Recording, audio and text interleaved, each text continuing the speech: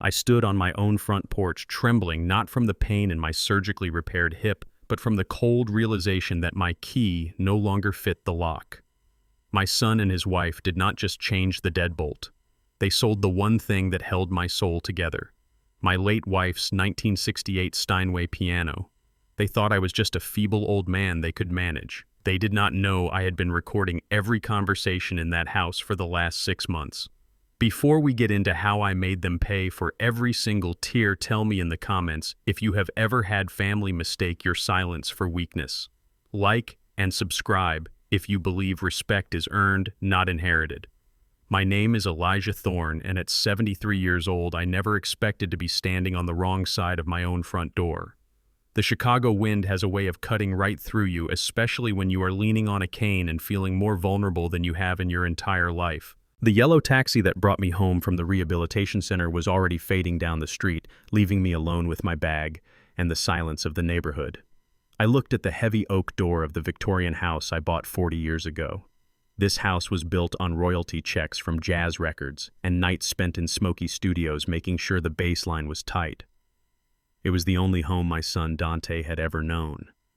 I reached into my pocket and pulled out my brass key ring. The metal felt cold and familiar against my thumb. I slid the key into the lock, expecting that satisfying click I had heard thousands of times. Instead, there was resistance. Hard metal hitting hard metal. I jiggled it, thinking maybe my grip was weak from the medication. Nothing. I tried again, putting my shoulder into it, but the door remained solid, immovable. That is when I noticed the hardware was different. My old brass lock with the patina of time was gone. In its place sat a sleek black digital keypad glowing with a faint blue light like some alien eye staring back at me. Confusion washed over me first, followed quickly by a rising heat in my chest. I pressed the doorbell.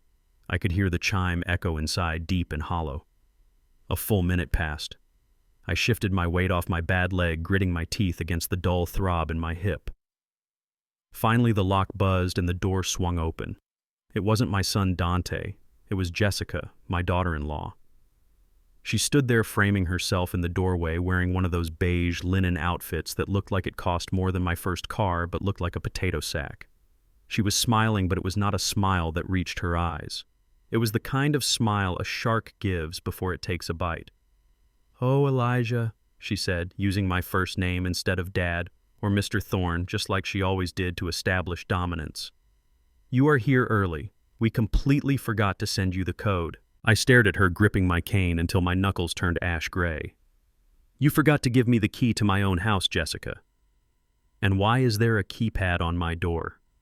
She stepped back, gesturing for me to enter with a wave of her hand that felt more like a dismissal than a welcome. "Oh, keys are so archaic, Elijah," she said, her voice dripping with that fake sweetness she uses on her life coaching clients. "We installed the smart lock for your safety. You know how seniors get with memory issues. We didn't want you losing a key and compromising the security of the home." Security of the home. I wanted to laugh, but the air left my lungs the moment I stepped across the threshold. I walked into the foyer and the smell hit me first. The scent of my house used to be old wood lemon polish and the faint lingering aroma of gumbo spices. Now it smelled sterile, like rubbing alcohol and that burning sage nonsense Jessica was always obsessed with. I limped into the living room and stopped dead. My eyes went instinctively to the bay window overlooking the street. For 30 years, that spot was occupied by Ruby's baby grand Steinway. It was a beast of a piano, black as midnight, with keys that had sung the blues, gospel, and soul since before Dante was born. It was where Ruby wrote her biggest hits. It was where I sat on nights when I missed her so much I could not breathe just to run my fingers over the wood she had touched. It was gone. The space was empty. Just a vast stretch of hardwood floor that looked naked and ashamed. You could still see the faint indentations in the varnish where the heavy brass legs had stood for decades like phantom limbs. I stood there freezing. The pain in my hip vanished, replaced by a phantom pain in my heart that felt like a sledgehammer. I turned to Jessica slowly. My voice was low, a deep rumble that used to command session musicians to silence. "Where is it, Jessica? Where is Ruby's piano?" She walked past me, plucking a piece of invisible lint off the sofa, acting as if she hadn't just gutted the sanctuary of my existence. "Oh," that she said casually, not even looking at me. "We let it go." "You let it go," I repeated the words, tasting like bile in my mouth. "Yes, Elijah." She turned to face me, folding her arms. "Look at this room. Do you see how much more open it feels?" That piano was massive. It was blocking the energy flow. Plus, it gathers so much dust and mold, which is terrible for your respiratory recovery. She was talking about my wife's legacy like it was a dirty air filter. I did not scream. I learned a long time ago in this business that the loudest man in the room is usually the weakest. I kept my tempo steady. "You sold it." "We rehomed it," she corrected me quickly. "To someone who will actually use it." "You haven't played since the funeral, Elijah. It was just sitting there taking up space. We are embracing a minimalist aesthetic now. Less clutter means a clearer mind. It is part of the wellness environment I am creating for your recovery. Minimalist, rehomed, wellness. Every word was a dagger wrapped in silk. She spoke as if she had done me a favor, as if erasing the last physical giant of my wife's presence was a health benefit.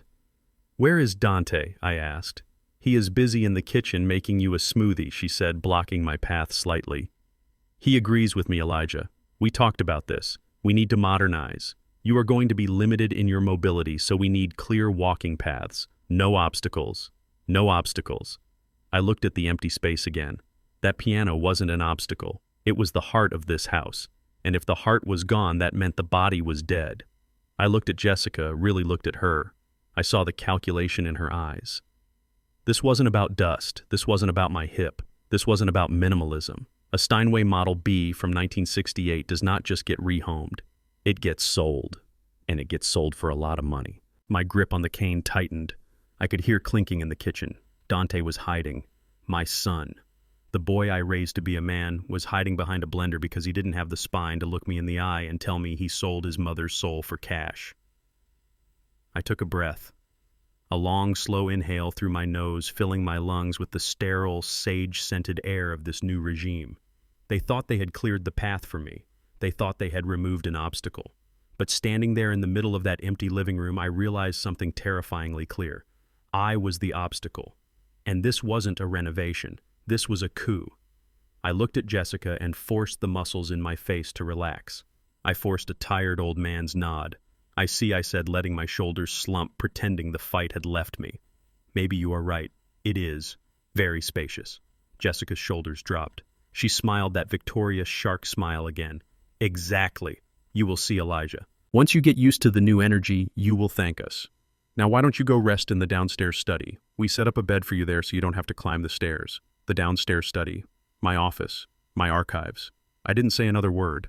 I just tapped my cane on the floor, the sound echoing loudly in the empty room, a lonely percussive beat in a song that had just turned violent.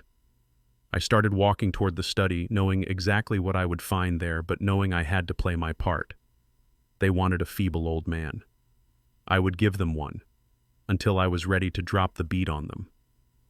I turned away from the empty space where my wife's piano used to be and started moving toward the staircase. My hip was screaming with every step, a dull throbbing fire that shot up my spine, but I needed to get to my bedroom. I needed my own bed. I needed to see the picture of Ruby that sat on the nightstand, the one taken at the Newport Jazz Festival in 1972. I just wanted to close my door and pretend this nightmare wasn't happening. But before I could even reach the banister, Jessica sidestepped in front of me. She didn't move fast, but she moved with authority, like a bouncer at a club she owned. She held up a manicured hand, her palm flat against the air between us. "Ah, Elijah, stop right there," she said, her voice dropping into that patronizing register she used when talking to toddlers or stubborn pets. "You cannot go upstairs." I gripped my cane, feeling the sweat pool in my palm. "This is my house, Jessica. My bedroom is upstairs. Move out of the way." She shook her head, her earrings jingling softly. "Not anymore. The doctor was very clear about your recovery protocol. No stairs. Absolutely no unnecessary strain on the hip joint. We can't have you falling and becoming a liability to yourself, can we?" I looked at Dante. He was still hovering in the kitchen doorway, wiping a perfectly clean counter with a rag, refusing to meet my eyes. "Dante!" I barked. My voice cracked slightly, betraying my exhaustion. "Tell your wife to step aside." Dante looked up, his face pale and sweaty. "She's right, Dad. It's for your own good. We moved your things. Moved my things." The phrase hung in the air like toxic smoke. "We set up a recovery suite for you on the ground floor," Jessica said, gesturing toward the back of the house. "In your old office. It's much more practical, closer to the kitchen and the bathroom. Minimal movement required. My office. The room where I had framed my first royalty check. The room where I kept the master tapes." I didn't argue. I didn't have the energy to fight two people physically. I turned and limped down the hallway, the rubber tip of my cane squeaking against the hardwood. When I pushed open the door to my study, I didn't see a recovery suite. I saw a storage unit. My mahogany desk, the one I had sat at for 30 years, was pushed into the corner, piled high with boxes marked donations. My leather armchair was gone. The bookshelves, once filled with biographies of Ellington and Coltrane and legal textbooks on copyright law, were stripped bare. The books were stacked haphazardly on the floor, collecting dust. And in the middle of the room, right where my Persian rug used to be, sat a twin-sized air mattress. It wasn't even a real bed. It was one of those inflatable things you buy for $20 when an unexpected guest crashes on your floor. It was low to the ground. For a man with a broken hip, getting down to that level was agony. Getting up would be a miracle. "This is it?" I asked, staring at the plastic mattress. "This is the suite?" "It is temporary, Elijah," Jessica said from the doorway, leaning against the frame as if she were bored. "Plus, the air support is actually better for spinal alignment. We read about it on a wellness blog." I sat down on the edge of the flimsy mattress. It sagged under my weight, letting out a wheezing hiss of air. I felt humiliated, small. This was how you treat a dog you are planning to put down, not a father who built the roof over your head. I looked up at Dante. He had finally shuffled into the room, standing behind his wife like a shadow. He looked older than his 38 years, but not wiser. Just worn out. Seeing him there, hiding behind Jessica, triggered a memory so sharp it almost blinded me. 11 months ago. That was it. Just 11 months. I sat at that mahogany desk when it was still clean, and Dante sat across from me, weeping into his hands. He had maxed out 5 credit cards, $50,000 in debt, trying to launch some cryptocurrency startup that turned out to be a scam. The collectors were calling his job. He was going to lose everything. "Dad, please," he had begged me, tears running down his face. "I swear I'll pay you back. I just need a lifeline. Don't tell Jessica. She'll leave me." I didn't lecture him. I didn't shame him. I wrote the check, $50,000 from my retirement savings. I wiped his slate clean because that is what a father does. I bought his freedom. And this was how he repaid me, by putting me on a leaky air mattress in a room full of boxes. I looked at him, and for the first time, I didn't see my son. I saw a stranger who owed me a lot of money. "Dante," I said, my voice low and steady. "Yeah, Dad." "The piano." He flinched. He actually took a half step back. "What about it?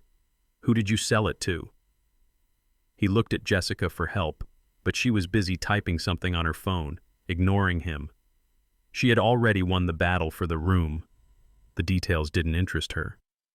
I found a guy online," Dante stammered. "A collector. Or a dealer. I don't know, he had a truck." "How much, Dante?" He swallowed hard. "Dad, it doesn't matter, it was old. The keys were yellowing, the finish was chipped." "How much?" $4,000, he whispered. The room went silent. The only sound was the hum of the refrigerator in the next room and the blood rushing in my ears. $4,000. I closed my eyes. That piano was a 1968 Steinway Model B with an ebony satin finish.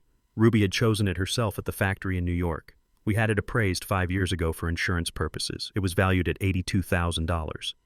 And that was just the wood and strings. The sentimental value, the fact that Ruby Thorne, the queen of Chicago soul, had composed her platinum album on those keys, that made it priceless.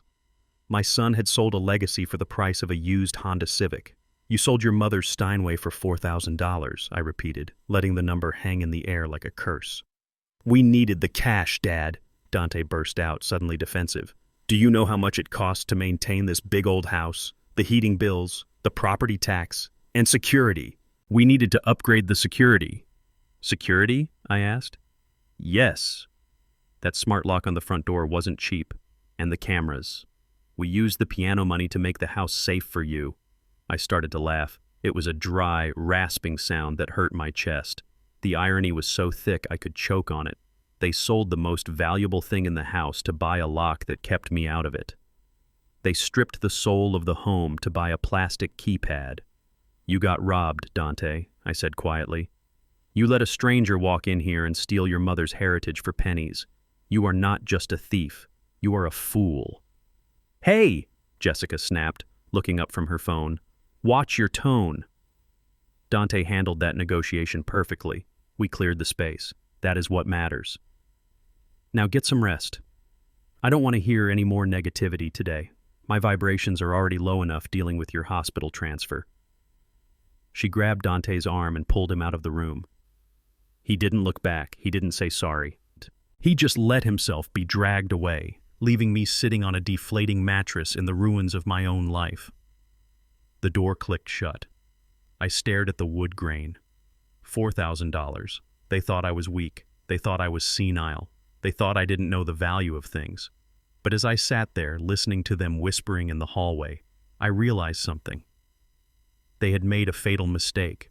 They thought the piano was just furniture. They didn't know about the compartment. They didn't know about the false bottom under the key bed where Ruby used to hide her composition notebooks.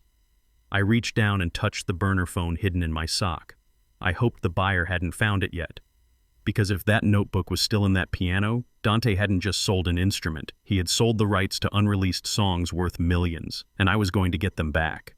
But first, I had to survive the night on this floor without breaking my other hip. I lay back, staring at the ceiling, and for the first time in years, I stopped thinking like a father. I started thinking like a producer. And in this production, Dante and Jessica were about to get cut from the track. Here is the detailed script for Part 3. I waited until the house settled into a quiet hum before I made my move. The air mattress was slowly losing pressure underneath me, sinking my hips closer to the cold hardwood floor, but I ignored the discomfort. My focus was on the vintage rotary phone sitting on the corner of the desk. It was one of the few things they hadn't packed away, probably because they thought it looked decorative. It was my lifeline. I needed to call Saul. Saul Berkowitz had been my attorney since 1975. He was 80 years old, deaf in one ear and sharper than a razor blade. If anyone could stop this hijacking of my life, it was him. I rolled off the mattress, gritting my teeth as pain shot through my leg. I pulled myself up using the edge of the desk, my breath coming in short, ragged gasps. I reached for the receiver, my hand trembling not from age, but from adrenaline. I held it to my ear, expecting the familiar dial tone that sounded like hope. Silence. Dead silence. Not the static of a bad connection, but the absolute void of a disconnected line. I tapped the hook switch once, twice, 3 times. Nothing. I followed the cord down the back of the desk. It was still plugged into the wall jack. That meant they hadn't just unplugged it. They had cut the service at the box outside. I felt a cold knot form in my stomach. I reached for my iPad, which I had left on top of a stack of books. I tapped the screen. The Wi-Fi icon was grayed out. A box popped up asking for a password. I typed in the password I had used for 10 years, Ellington 1968, incorrect password.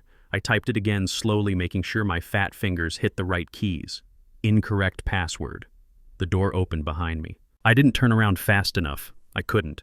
Jessica walked in holding a tray with a glass of water and a small paper cup containing my pain pills. She saw the receiver off the hook. She saw the iPad in my hand. She didn't look angry. She looked disappointed, like a kindergarten teacher catching a child with a prohibited toy. "Oh, Elijah," she sighed, setting the tray down on a dusty box. "I told you we need to focus on recovery, not distractions." "My phone is dead, Jessica," I said, leaning heavily against the desk. "And the internet is down. I need to call my lawyer. I have business to attend to." Jessica clasped her hands together and gave me that pitying smile again. That smile was starting to feel like a physical blow. "We disconnected the landline, Elijah. Nobody uses landlines anymore. It was just an unnecessary expense bleeding your account dry. And as for the internet, we changed the password. You did what I asked," my voice rising. "We are putting you on a digital detox," she said, emphasizing the words as if they were a medical diagnosis. "The blue light from screens is terrible for your circadian rhythms, especially after surgery. It raises cortisol levels. You need absolute mental rest. No news, no email, no stress, just you and your healing process." "This is not a detox," I growled. This is isolation.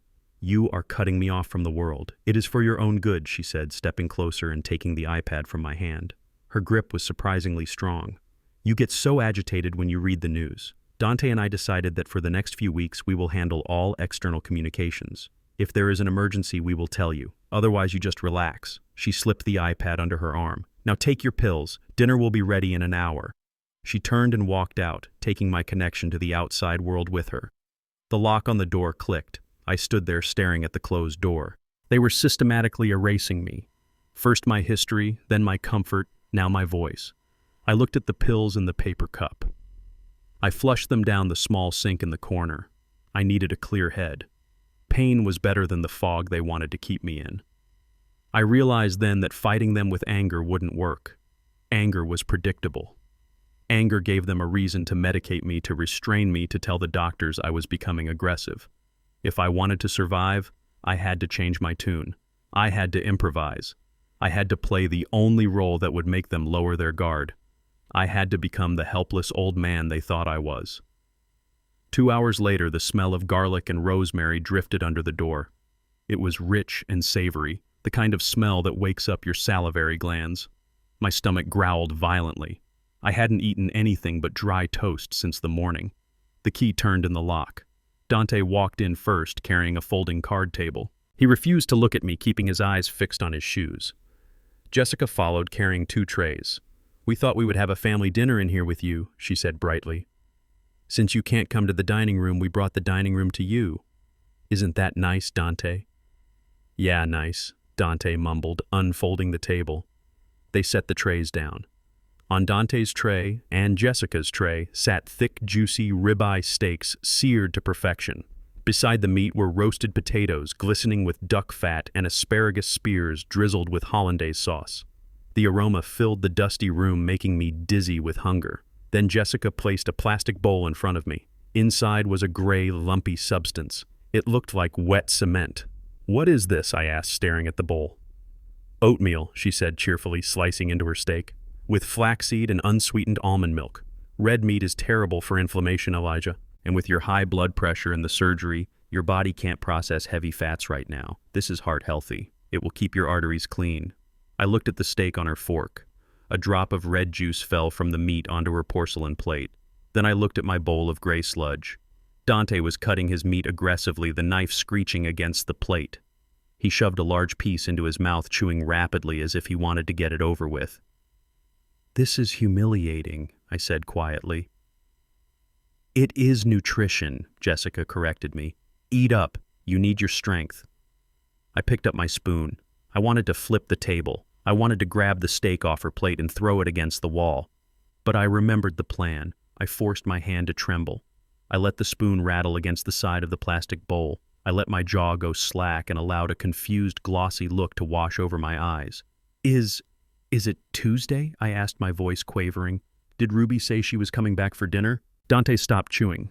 He looked at me, his eyes wide with sudden fear. "Dad Ruby is dead."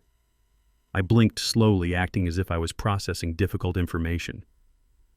"Oh, right, I forgot. My head, it feels so heavy." Jessica exchanged a glance with Dante, a look of triumph. "See," she seemed to be saying, "he is losing it. The plan is working. Just eat your oatmeal, Elijah," she said, her voice losing some of its edge. "It will help you sleep." I took a bite of the oatmeal. It was cold. It tasted like wet cardboard and despair. But I ate it. I ate every spoonful, letting a little bit dribble down my chin, which I wiped away with a shaking hand. I watched them eat my food in my house, paid for with my money, while I sat on an air mattress eating slop. I memorized every detail, the way Jessica held her fork like a weapon, the way Dante drank his wine too fast. I was recording this scene not on tape, but in the deep archive of my memory, where I kept all the grievances I would one day settle. When they finished, they packed up the dishes. "Good boy," Jessica said, patting me on the head as if I were a retriever. "You finished it all. We will leave the door unlocked so you can use the bathroom down the hall, but don't try to go outside. The alarm system is armed, and if you trip it, the police will come, and it will be very embarrassing for you." I nodded, staring at my knees. "Good night," I whispered. They left, closing the door but not locking it. They were getting careless. They thought the enemy was defeated. I waited. I waited until I heard the television go on in the living room upstairs. I waited until the house groaned with the settling of the night. Then I moved. I didn't move like a 90-year-old man. I moved like a drummer finding the pocket. I slid off the mattress and grabbed my left shoe. It was a sturdy leather brogue, orthopedically designed, but with a custom modification I had added years ago when I was touring Europe and didn't trust the hotel safes. I pried up the inner sole at the heel. Underneath, nestled in a hollowed-out cavity wrapped in a soft cloth, was a Nokia phone. It was 10 years old, the battery held a charge for a week, and it was untraceable. I pressed the power button. The screen lit up green. 1 bar of signal. It was enough. My fingers, which had been trembling during dinner, were now steady as rock. I didn't text Dante. I didn't text the police. I texted Saul. I typed slowly, deliberately. They cut the lines. House is a prison. Secure the assets. Check the recording devices I planted in January. Game on. I hit send. I watched the little envelope icon fly off the screen.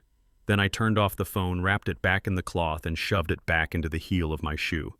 I lay back on the air mattress. My hip was throbbing. My stomach was full of cold oats, and my heart was breaking. But for the first time in 24 hours, I smiled in the dark. Jessica wanted a minimalist life. I was about to strip her existence down to the bone. The next evening my home was invaded. I do not use that word lightly. It was not a gathering. It was not a celebration. It was a hostile takeover disguised as a cocktail party. I was lying on the air mattress in the study staring at a water stain on the ceiling when Jessica burst in. She was wearing a shimmering silver dress that looked like chainmail. She held a pile of clothes in her arms, but they were not my clothes. They were not my pressed slacks or my silk shirts or the velvet smoking jacket I had worn on album covers. It was a pair of flannel pajamas, blue plaid with oversized buttons, the kind of thing you buy for a toddler or a man who has given up on life. "Time to get dressed, Elijah," she said, throwing the bundle at me. "We have guests arriving in 30 minutes. I sat up slowly. "I am not wearing pajamas to a party, Jessica. I have a suit in the closet upstairs. Get me my suit." She laughed, a sharp, brittle sound that grated on my nerves like a bow played on a dry string. "Don't be ridiculous. You are recovering. People will think we are monsters if we force you into a suit. You need to look comfortable. You need to look rested." She meant I needed to look weak. She needed me to look the part of the invalid dependent so she could play the role of the saintly caregiver. It was all about optics. If I looked dignified in a suit, her narrative of the burden she was carrying would fall apart. I put on the pajamas. The flannel felt itchy and cheap against my skin. It felt like a costume for a play I never auditioned for. Then Dante rolled in a wheelchair. "I don't need that," I said, pointing my cane at the contraption. "I can walk." "It is just for tonight," Dad, Dante said, avoiding my eyes as usual. "There are a lot of people. We don't want you getting bumped. Just sit in the chair. Please. For Jessica. For Jessica." Everything was for Jessica. I sat in the chair. I let them wheel me out of my office and into the living room. The transformation was complete. The room was unrecognizable. My heavy oak furniture was gone, replaced by sharp, angular white sofas that looked like they belonged in a dentist's waiting room. The warm lighting was gone, replaced by harsh halogen track lights. And the music. My God, the music. Instead of the soulful warmth of Coltrane or the complex rhythms of Monk, there was this mindless, repetitive electronic thumping playing from a hidden speaker. It had no soul. It had no heartbeat. The guests began to arrive. They were not my friends. They were not the musicians and poets and professors who used to fill this house with laughter and debate. These were Jessica's people. Women with frozen foreheads and men in suits that were too tight holding glasses of white wine by the stem. They looked at me with a mixture of curiosity and repulsion, as if I were a piece of abstract art they didn't quite understand. Jessica parked my wheelchair in the corner near the fireplace like a decorative plant. Everyone, she announced, clapping her hands for attention. "I want you to meet my father-in-law, Elijah. He is recovering from a very serious surgery, and his memory isn't quite what it used to be, so please be gentle with him." A chorus of sympathetic coos went up from the crowd. "Poor dear," someone whispered. "So tragic when the mind goes before the body," said another. I gripped the armrests of the wheelchair. My mind was sharper than any of theirs. I could recount the liner notes of every album produced in Chicago between 1960 and 1980. I could recite the copyright statutes of the state of Illinois backward. But I said nothing. I let my jaw hang loose. I stared vacantly at a spot on the wall. I played the part. Jessica moved through the room like a queen bee buzzing from group to group, accepting praise for her renovation. "You have done wonders with this place, Jessica," a woman with a nasal voice said. "It feels so modern, so open." "Thank you." Jessica beamed, sipping her champagne. It was a lot of work clearing out the old energy. This house was so dark before, so cluttered with heavy things, heavy things. She meant my life. She meant my history. I watched Dante. He was weaving through the crowd, holding a tray of hors d'oeuvres, acting like a servant in his own father's house. He looked miserable. Every time he passed me, he looked away. He knew this was wrong. He knew this was a violation. But his spine had turned to jelly years ago. Then it happened, the moment that almost made me break character. A tall woman with short blonde hair wandered over to the hallway leading to the kitchen. That hallway was the only part of the house Jessica hadn't fully sterilized yet. Hanging on the wall were 3 framed gold records. My records, the ones I produced for Ruby in 1974. They were the tangible proof that we had touched the stars. The woman squinted at them, then called out, "Jessica, darling, what are these?" Jessica floated over her glass, clinking against her rings. "Oh, those," she said, waving her hand dismissively. "Just some old memorabilia from Elijah's past. His wife was a singer or something locally. Ruby Thorne toured Europe 3 times. She opened for Ray Charles." "They are kind of retro," the woman said, wrinkling her nose. "But they don't really match your minimalist vibe, do they? The gold is so gaudy against the white walls." I know, Jessica sighed. "I have been meaning to take them down. I actually have a painter coming next week. We are going to paint over this whole hallway, pure alabaster white. I might just put the records in storage or maybe sell them if they are worth anything. Though I doubt vinyl culture cares about obscure local acts anymore. Paint over them." My heart hammered against my ribs like a trapped bird. She wasn't just stealing my house. She was erasing my existence. She wanted to whitewash the legacy of a black woman who had fought tooth and nail to be heard in this industry. She wanted to turn Ruby's shrine into a blank white wall. The rage rose in my throat, hot and acidic. I wanted to stand up. I wanted to overturn the wheelchair. I wanted to scream that those records were worth more than this entire room of shallow people combined. But I felt the weight of the Nokia phone in my pajama pocket. It was recording. I had started the voice memo app before they wheeled me out. "Patience, Elijah. Patience.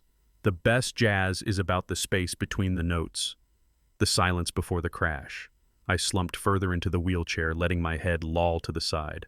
I closed my eyes, pretending to doze off. "Look, he is asleep," the blonde woman said. "Poor old thing." "Let him sleep," Jessica said. "He barely knows where he is half the time. Yesterday he thought the microwave was a television." The group laughed, a cruel, tinkling sound. Jessica led the blonde woman and another friend, a man who looked like a real estate agent, over to the window seat just a few feet away from my chair. They thought I was unconscious. They thought I was a vegetable. So the real estate agent lowered his voice, but I could hear every syllable. "You are sitting on a gold mine here, Jessica. This neighborhood is gentrifying fast. A Victorian of this size with the original woodwork stripped and modernized. You could list this for $2.2 million easily." "I know," Jessica whispered, and her voice wasn't fake sweet anymore. It was cold and hungry. "That is the plan. Dante is sentimental, but he is broke. He will do what I say. We just need to wait a little longer." "Wait for what?" the blonde asked. "Wait for nature to take its course," Jessica said. She took a sip of her drink. "The doctor said the hip surgery put a massive strain on his heart. He is 73. He is stressed. He is confused. I give him 6 months. Maybe less if we keep him comfortable downstairs. Once he is gone, we sell the place, take the cash, and move to a condo in Florida. No more stairs. No more old man smell. Just $2 million in freedom." There it was, the confession. She wasn't just waiting for me to die. She was banking on it. She was actively creating an environment to accelerate it. My hand inside my pocket tightened around the phone. I had it. I had the motive. I had the malice. I had the premeditation. I kept my eyes closed, but my mind was racing. $2 million. She put a price tag on my death. Jessica moved away laughing at something the agent said. The party continued. The music thumped on, but the dynamic had shifted. I was no longer the victim in the wheelchair. I was the spy in the enemy camp. I sat there for another hour listening to them drink my wine and plan my funeral. When Dante finally came to wheel me back to my cell, he looked down at me with sad eyes. "You okay, Dad?" he whispered. I opened my eyes and looked at him. I looked deep into his soul, searching for any remnant of the boy I raised. "I am tired, Dante," I said, my voice raspy. "I am very tired." I didn't tell him I wasn't tired of living. I was tired of him. He pushed me back into the study and helped me onto the air mattress. He turned off the light. "Sleep tight, Dad," he said, closing the door. I waited for the click of the lock. Then I pulled out the phone. I stopped the recording. I played back the last 2 minutes, holding the speaker to my ear. I give him 6 months, maybe less. Just $2 million and freedom. The audio was crisp, clear, undeniable. I lay back in the dark, clutching the phone like a weapon. Jessica wanted to paint the walls white. She wanted to erase Ruby. She wanted to erase me. But she forgot one thing about the blues. You can't kill it. You can't paint over it. It comes from the gut, and when it comes out, it brings the house down. I stared at the ceiling, and for the first time since I came home, I didn't feel pain in my hip. I felt power. Let them have their party. Let them drink their wine. Tomorrow I would send this file to Saul, and then we would see who gets erased. The morning sun hit the dusty windows of my study with a harsh, unforgiving light. I had barely slept. The air mattress had deflated halfway through the night, leaving my hip resting almost directly on the hardwood floor. My body felt like a rusted machine, every joint grinding against the next, but my mind was humming with the clarity of a hi-hat cymbal cutting through a bass line. I could hear them moving upstairs, heavy footsteps, the clatter of dishes. They were hung over. I could tell by the drag in their steps. Last night's party had gone on until 2 in the morning, a celebration of a victory they thought they had already won. They were already spending the money they expected to get from selling my life. I sat up, groaning as I pulled my legs over the side of the mattress. I reached for my cane and hoisted myself up, waiting for the dizziness to pass. I needed coffee. Real coffee. Not that instant sludge they had been giving me. I unlocked the door and made my way to the kitchen. The house smelled of stale wine and expensive perfume that had turned sour overnight. The living room was a wreck. Empty glasses sat on the floor like tombstones. A coaster had been ground into the white rug Jessica loved so much. I looked at it and felt a petty spark of satisfaction. In the kitchen, Dante was sitting at the island, his head in his hands. He looked terrible. His eyes were bloodshot and his skin had that gray, pasty look of a man who is aging faster than he should. When he saw me, he jumped a little, straightening up as if I were a drill sergeant. "Morning, Dad," he croaked. "You're up early." I didn't answer immediately. I limped over to the coffee maker. It was one of those complicated machines that cost more than my first amplifier. I ignored it and found the old French press in the back of the cabinet. "Just getting some water," I lied. "Let me get it for you," Dante said, rushing over. He was too eager, too helpful. He was vibrating with nervous energy. I waved him off. "I can handle a faucet, Dante. Sit down." He sat back down, drumming his fingers on a thick manila envelope lying on the counter. I had seen that envelope before. It was the one he had been guarding last night, the closing documents. Jessica walked in a moment later. She looked perfect, of course, not a hair out of place, wearing a sharp white power suit. She didn't look like someone who had been drinking champagne until dawn.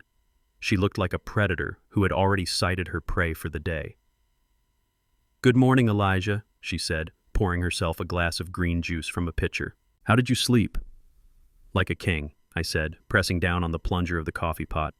The smell of dark roast filled the air, the only honest thing in this room. "That's wonderful," she said, leaning against the counter next to Dante. She tapped the envelope with a manicured fingernail.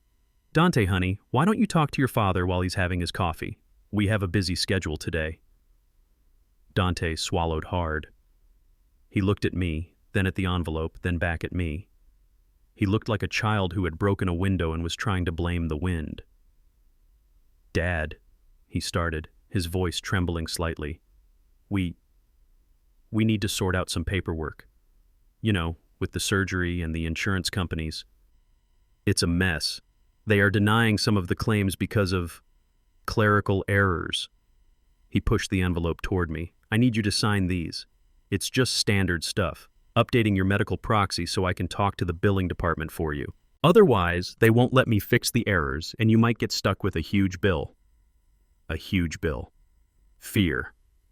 That was their tactic. Scare the old man with money problems so he signs away his freedom. I took my mug of black coffee and limped over to the island. I sat down slowly, letting the cane rest against my leg. I looked at the envelope. Medical proxy, you say? I asked, taking a slow sip. Yeah, Dante said, sweating now, just authorizing me to handle the insurance. I opened the envelope. My hands were steady, but I forced a slight tremor into my fingers. I pulled out the stack of papers. It was thick. Too thick for a medical proxy. I put on my reading glasses, the ones I kept in my shirt pocket. The top page was indeed a HIPAA release form. Standard. Innocuous. But I didn't stop at the top page. I licked my thumb and turned to the second page. And the third. Dante shifted in his seat. Dad, you don't have to read all that. It's just legalese. Standard boilerplate. I ignored him. I had negotiated contracts with record labels in the 70s who tried to steal publishing rights from artists who couldn't read. I knew what boilerplate looked like, and I knew where the devil hid his details. I turned to page 4. The heading was in bold, capitalized letters. Durable power of attorney. I scanned the text. Grants Dante Thorne full authority to manage, sell, or transfer real estate, personal property, and financial assets. Effective immediately. Not contingent upon incapacitation. This wasn't a medical proxy. This was a surrender. If I signed this, Dante could sell the house, empty my bank accounts, and dump me in a state-run facility before lunch. I turned another page. Quitclaim deed. This one transferred the title of the house from the Elijah Thorne Revocable Trust to Dante and Jessica Thorne, joint tenants with rights of survivorship. They weren't even trying to hide it anymore. They handed me a loaded gun and asked me to pull the trigger on myself. I looked up. Jessica was watching me with hawk eyes. She wasn't smiling anymore. She was waiting. Is there a problem, Elijah? She asked, her voice sharp. Just sign the designated lines. We are late for an appointment. I looked at Dante. He was staring at the table, refusing to meet my gaze. I remembered Ruby. I remembered the night she died. She grabbed my hand, her grip surprisingly strong for someone so weak. Elijah, she had whispered, I love our son, but he is weak. He has always been water, taking the shape of whatever vessel he is in. And that woman, she is a fox. She will eat him alive, and she will come for the bones. Don't let her take what we built.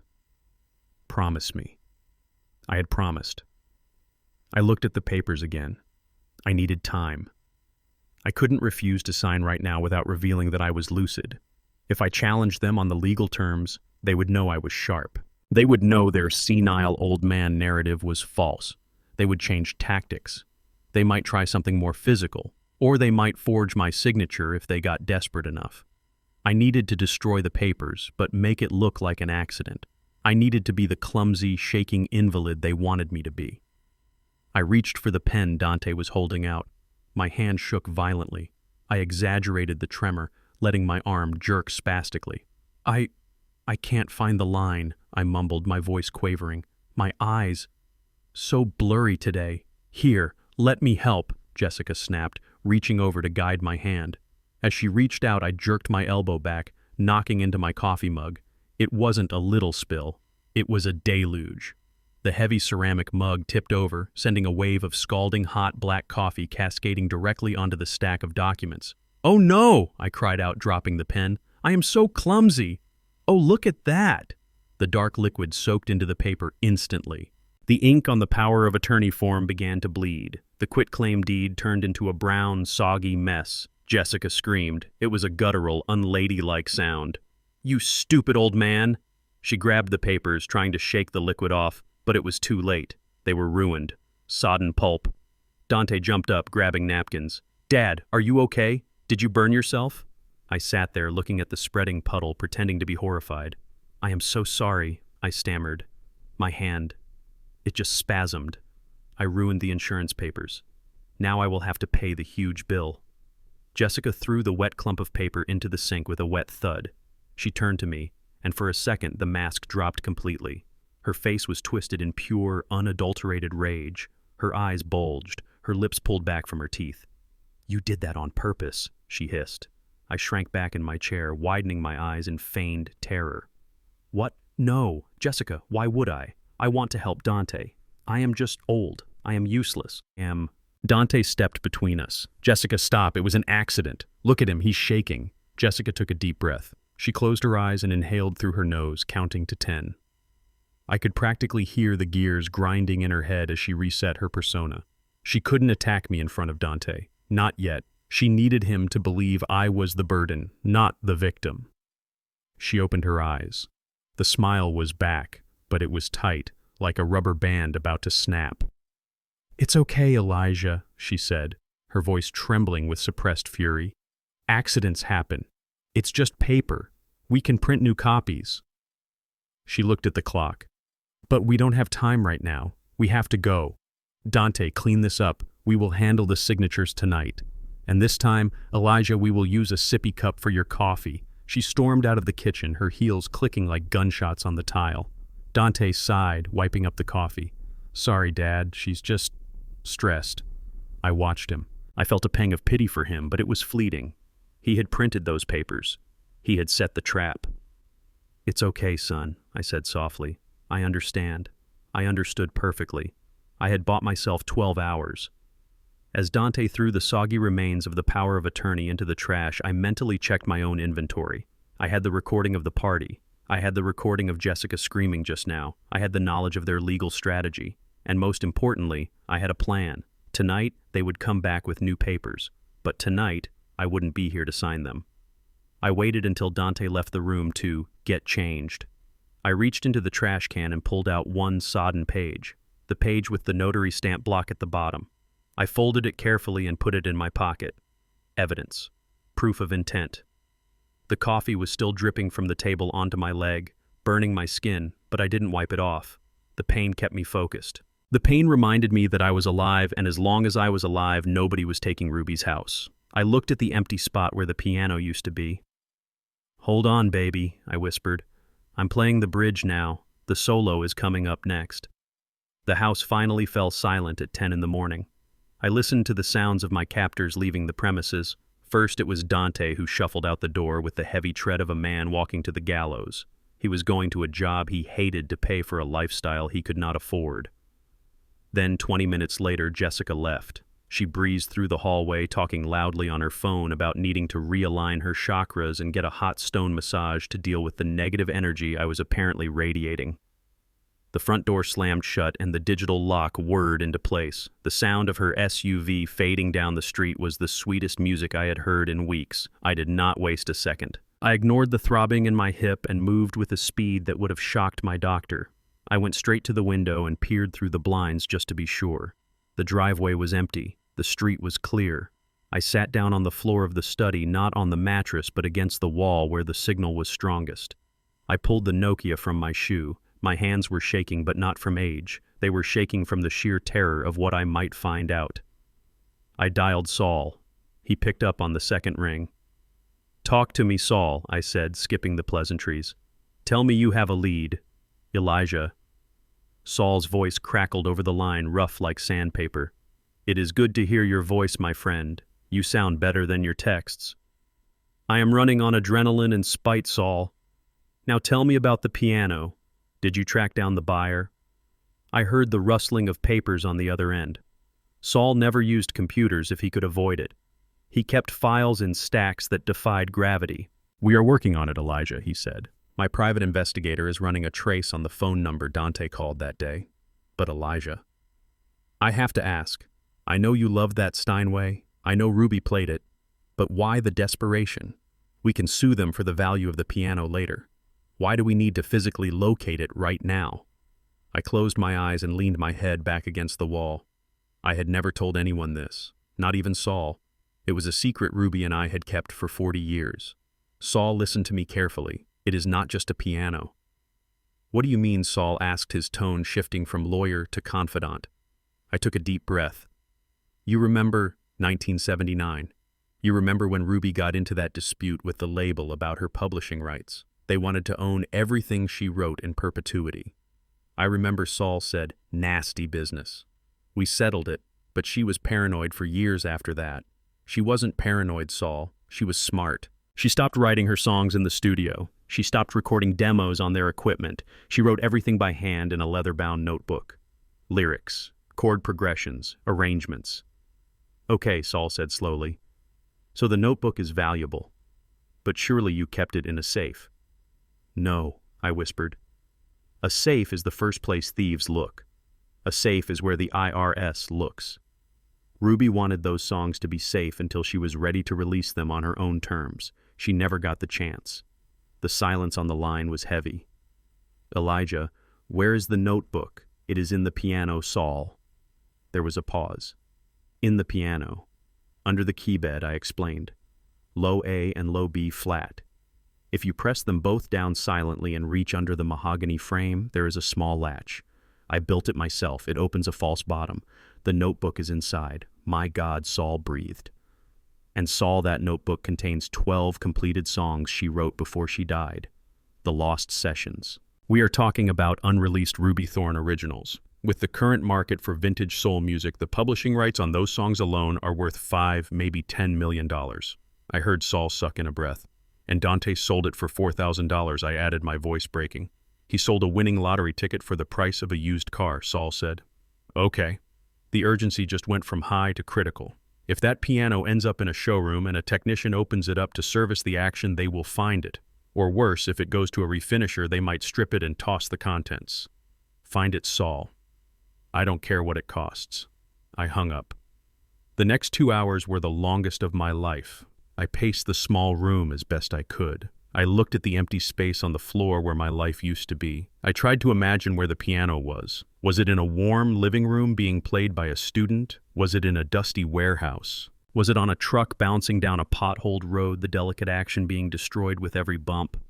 I remembered the day I built that compartment. Ruby was sitting on the bench humming a melody that would later become Midnight in Chicago.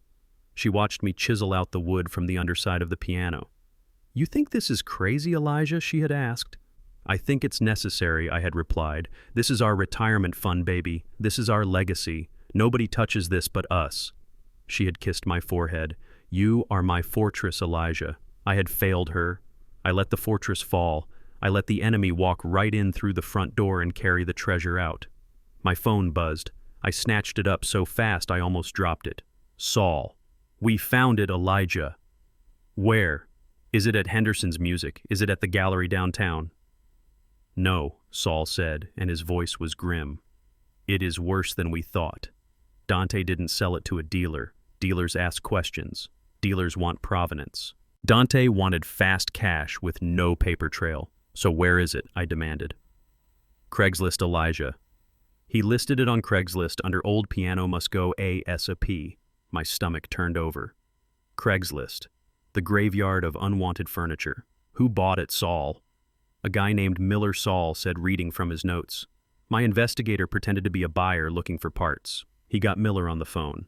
This guy is not a musician, Elijah. He is a flipper, a junk hauler. He buys out estate sales and foreclosures, takes what looks good and dumps the rest. Dumps the rest. The words echoed in my head. Where is the piano now? He has it in a storage locker in the south side. He told my guy he is planning to strip the ivory off the keys because that is the only part he thinks is valuable. He says the wood is too heavy to move again, so he might just chop it up for firewood or sell the legs separately. Firewood. I felt a cold sweat break out on my forehead. My vision blurred. He is going to destroy it, I whispered. He is going to strip it tomorrow morning, Saul said. We have less than 24 hours, Elijah. Buy it, I said. Call him back. Offer him double. Offer him triple. We tried, Elijah. That is the problem. He thinks my investigator is a cop or a fed because we asked too many questions about the ivory. He got spooked and hung up. He blocked the number. If we push him, he might panic and destroy the evidence tonight. So, what do? We have his address, Saul said, the storage unit address. But we can't just break in. That is burglary. We need a legal way to seize it. I am trying to get a judge to sign an emergency injunction, but it is Friday afternoon, Elijah. The courts are closing. I don't have time for judges, Saul. That notebook is the only leverage I have. If Jessica finds out about it, she will burn the piano herself. If Miller destroys it, I lose Ruby forever. Elijah, listen to me. Do not do anything rash. You are physically compromised. I am a father protecting his family. Saul, even the parts of the family that don't deserve it. Send me the address. Elijah. Send me the address, Saul. The line went dead. A moment later, a text message popped up. Miller's U-Store it. Unit 4B. 4500 Western Avenue. I stared at the address. It wasn't far, maybe 5 miles. I looked down at my leg. I looked at the cane. I looked at the locked door of the study. Jessica would be back in 2 hours. She would expect to find me napping on the air mattress. She would expect the docile, broken old man she had created. I stood up. I walked to the window. The sun was shining, but all I could see was red. They took my home. They took my dignity. They tried to take my mind. But they had made a mistake. They thought the value of a man was in his bank account or his ability to run a marathon. They forgot that I was a producer. My job was to fix things. My job was to take a mess and turn it into a hit record. I wasn't going to wait for a judge. I wasn't going to wait for Dante to grow a spine. I was going to get my wife back. I went to the closet where they had shoved my old man clothes. I pushed aside the cardigans and the slacks. In the back, hidden inside the pocket of an old trench coat, I found it, my checkbook. The one account they hadn't found yet because it was under my stage name E.J. Thorne. There was $4,000 in there. I put the checkbook in my pocket. I put the phone in my shoe. I went to the door of the study. It was locked from the outside. Jessica thought she was smart. She thought a simple deadbolt could hold me. But this house was built in 1920. The doors were solid wood, but the hinges were on the inside. I walked over to the toolbox Dante had left in the corner when he was assembling the air mattress. He was so lazy, he hadn't even put it away. I took out a flathead screwdriver and a hammer. I looked at the hinges. "Sorry, Jessica," I whispered, "but your renovation is about to get a little messy." I positioned the screwdriver. I raised the hammer. I wasn't just breaking out of a room, I was breaking out of the role they had cast me in. The first pin popped out with a loud clang that sounded like a gunshot. 1 down, 2 to go. I was coming for you, Ruby. And God help anyone who stood between me and that piano. I locked the door of the study from the inside using the screwdriver to slide the pin back into place. I had returned from my excursion just minutes before Jessica's SUV pulled into the driveway. My hip was screaming in protest and my shirt was damp with sweat, but I felt alive. For the first time in weeks, I wasn't just surviving, I was operating. I lay down on the air mattress for exactly 10 minutes to catch my breath. Then I got up. I wasn't going to hide in this room anymore. If this was a war, I needed to occupy territory. And in any southern household, the most strategic territory is the kitchen. I walked into the kitchen at 5 in the afternoon. The house was quiet. Jessica was upstairs, likely meditating or scrolling through Instagram looking for new ways to spend my money. Dante was not home yet. I opened the refrigerator. It was a depressing landscape of kale almond milk and unidentifiable pastes in glass jars. But deep in the back, behind a wall of kombucha bottles, I found what I was looking for. A bag of frozen shrimp and a package of andouille sausage that Dante must have bought in a moment of weakness and hidden from his wife. I smiled. It wasn't much, but it was enough to start a revolution. I found the cast iron skillet. It was dusty, shoved to the back of the bottom cabinet. Jessica hated cast iron. She said it was unhygienic because you couldn't put it in the dishwasher. To me, it was sacred. That skillet was seasoned with 40 years of family dinners. It held the flavor of every birthday, every Thanksgiving, every late-night session after a gig. I put the skillet on the stove and turned the heat up high. I found an onion, a bell pepper, and a few stalks of celery in the crisper drawer. The Holy Trinity. I chopped them with a rhythm that felt like a drum solo, my knife hitting the wooden cutting board with a steady percussive beat. Chop, chop, chop. Then I opened the spice cabinet. Jessica had reorganized it, of course. Everything was in matching glass jars with cursive labels. But she hadn't thrown away my old tin of Cajun seasoning. She probably didn't know what it was. I popped the lid and the smell hit me. Cayenne, paprika, garlic powder, thyme. It smelled like home. It smelled like Saturday nights with Ruby. I threw a stick of butter into the hot skillet. It sizzled loudly, an aggressive hiss that sounded like a challenge. I tossed in the vegetables. Shh. Crack. The aroma exploded into the air. The sharp, biting scent of onions frying in butter mixed with the earthy green of the peppers. Then I added the sausage, slicing it thick. The fat rendered out mixing with the butter, creating a rich red gravy that bubbled and popped. I sprinkled in the Cajun seasoning heavily. The air grew thick with spice, the kind that tickles the back of your throat and makes your eyes water in the best possible way. It was the smell of life. It was the smell of a heart beating. And in Jessica's sterile beige mausoleum of a house, it was an act of terrorism. I heard the footsteps upstairs almost immediately. They weren't the slow, rhythmic steps of meditation. They were fast, urgent, pounding steps. I kept stirring, humming a low blues tune under my breath. I put a spell on you, because you're mine. The kitchen door flew open. Jessica stood there. She was wearing a white yoga outfit that looked pristine. Her eyes were wide and she was holding her nose with a look of absolute horror, as if I were boiling a skunk on the stove. "Elijah!" she shrieked. Her voice cracked, losing all of its cultivated calmness. "What in God's name are you doing?" I didn't turn around. I kept stirring the roux, letting the wooden spoon scrape against the iron. Making dinner. "Jessica, a man has to eat." "Stop it! Stop it right now!" she yelled, rushing over to the stove. She reached for the knob to turn off the burner, but I blocked her with my cane.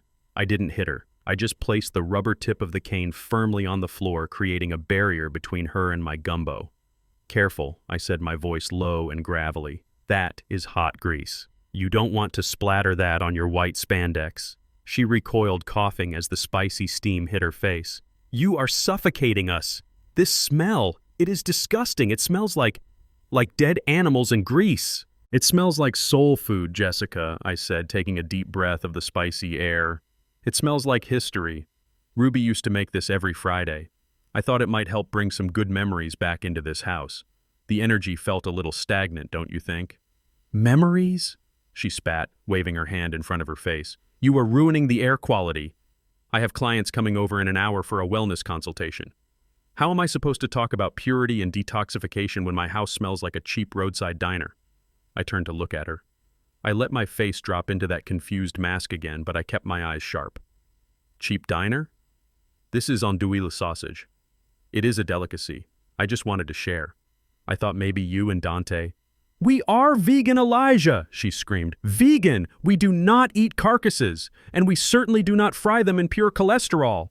She ran to the window and threw it open. The cold Chicago air rushed in, battling the warmth of my cooking. She grabbed a can of air freshener, something that smelled like chemical lavender, and started spraying it wildly around the room. The mist mixed with the smoke, creating a nauseating combination. "You are doing this on purpose," she hissed, turning back to me. The can of air freshener was shaking in her hand. "You are trying to sabotage me." I looked at her innocently. "Sabotage? I am just cooking dinner, Jessica. Why are you so angry? Is it the cayenne? I can add a little sugar if it is too spicy for you." I saw the vein in her forehead pulse. She was close. She was very close to losing that carefully constructed persona of the benevolent caregiver. "Get out," she whispered. "I beg your pardon?" "Get out of my kitchen," she screamed, slamming the can down on the counter. "Take that filth back to your hole in the wall. You are contaminating everything." I turned off the stove. The sizzling died down, but the smell was already embedded in the curtains and the walls in her hair. I picked up the heavy skillet. My wrist hurt, but I didn't show it. I poured the contents into a ceramic bowl. "I am sorry, Jessica," I said softly, moving slowly toward the door. "I didn't realize my presence was such a pollutant. I will just go eat in my room, like a good dog." I walked past her. As I did, I stumbled slightly. It was a calculated move. I let my shoulder bump into the doorframe and I let out a small, pathetic groan of pain. She didn't help me. She didn't ask if I was okay. She just stood there glaring at me with hatred so pure it was almost impressive. "Just go," she growled, "and turn on the air purifier in the study. I don't want that smell seeping under the door." I limped down the hallway. I heard the front door open. Dante was home. I stopped in the shadows of the corridor, clutching my bowl of gumbo. I needed to hear this. Dante walked into the kitchen. I heard him sniff the air. "Wow," he said. Is that Mom's gumbo? It smells amazing." "Don't you dare," Jessica snapped. "Don't you dare say that smells good, Dante. Your father just gassed the entire first floor with his poison. It's just food." "Jess," Dante said, his voice weary. "He probably just got hungry." "It is not just food," Jessica yelled, and I heard the sound of glass shattering. She must have thrown a jar. "It is an act of aggression. He is defying me, Dante. He knows I have the yoga group coming. He is trying to humiliate me." "Jess, calm down." "No, I will not calm down. I am sick of this, Dante. I am sick of tiptoeing around him. I am sick of the smell of old man, and now this greasy poverty food. Poverty food." I felt my grip tighten on the bowl. That food had fed kings of jazz. That food had built this house. "We need to get him out, Dante," she continued, her voice dropping to a frantic hiss. "We need to speed up the timeline. Did he sign the papers?" "No," Dante said. "He spilled coffee on them." "It was an accident. Accident, my ass. He is playing us. I see the way he looks at me. He knows Dante. He knows we are broke. He knows about the loan sharks." "Shh," Dante hissed. "Keep your voice down. He might hear you." "Let him hear," Jessica screamed. "What is he going to do? He can't even walk without that stupid stick. He is a vegetable, Dante. A useless, rotting vegetable taking up space in my house." I reached into my pocket. My hand found the phone. It had been recording since I put the butter in the pan, but I needed more. I needed the kill shot. I needed her to claim ownership. I needed her to say the words that would bury her in court. I turned around. I walked back toward the kitchen. I made sure my cane tapped loudly on the floor. Click, click, click. They went silent as I appeared in the doorway. I looked at Dante. Then I looked at Jessica. I heard glass breaking. I said, my voice trembling just enough. "Is everyone okay?" Jessica stared at me. Her chest was heaving. Her face was flushed red. The mask was gone. The life coach was gone. There was only the greedy, desperate woman beneath. "Go back to your room, Elijah," she said through gritted teeth. "I just wanted to help," I said, taking a step forward. "I can clean up the glass. This is my house, after all. I don't want anyone to get cut." That did it. The trigger. My house. Jessica lunged forward. She didn't touch me, but she got right in my face. Her eyes were manic. "Your house?" she screamed, spraying spittle on my cheek. "You think this is your house? You signed the deed over to the trust, Elijah. And who controls the trust? Dante. And who controls Dante? Me, Jessica. Stop!" Dante shouted, grabbing her arm. "Don't touch me." She shook him off, turning back to me. "This is not your house anymore, old man. This is my house. Mine, my floors, my walls, my kitchen. You are just a guest here, a guest who has overstayed his welcome." She pointed a shaking finger at my face. "You are a pollutant, Elijah. You are a stain on this property." "I am trying to elevate this place. I am trying to make it worth something, and you are dragging it down into the gutter with your cheap food and your old stories." She took a breath, her eyes wild. "So listen to me carefully. You are going to go back to that room, and you are going to stay there until we find a facility that will take you. I don't care if it is a state-run hellhole. I don't care if it smells like urine and bleach, as long as you are out of here. This is my house. Do you hear me? Mine." The room went deadly silent.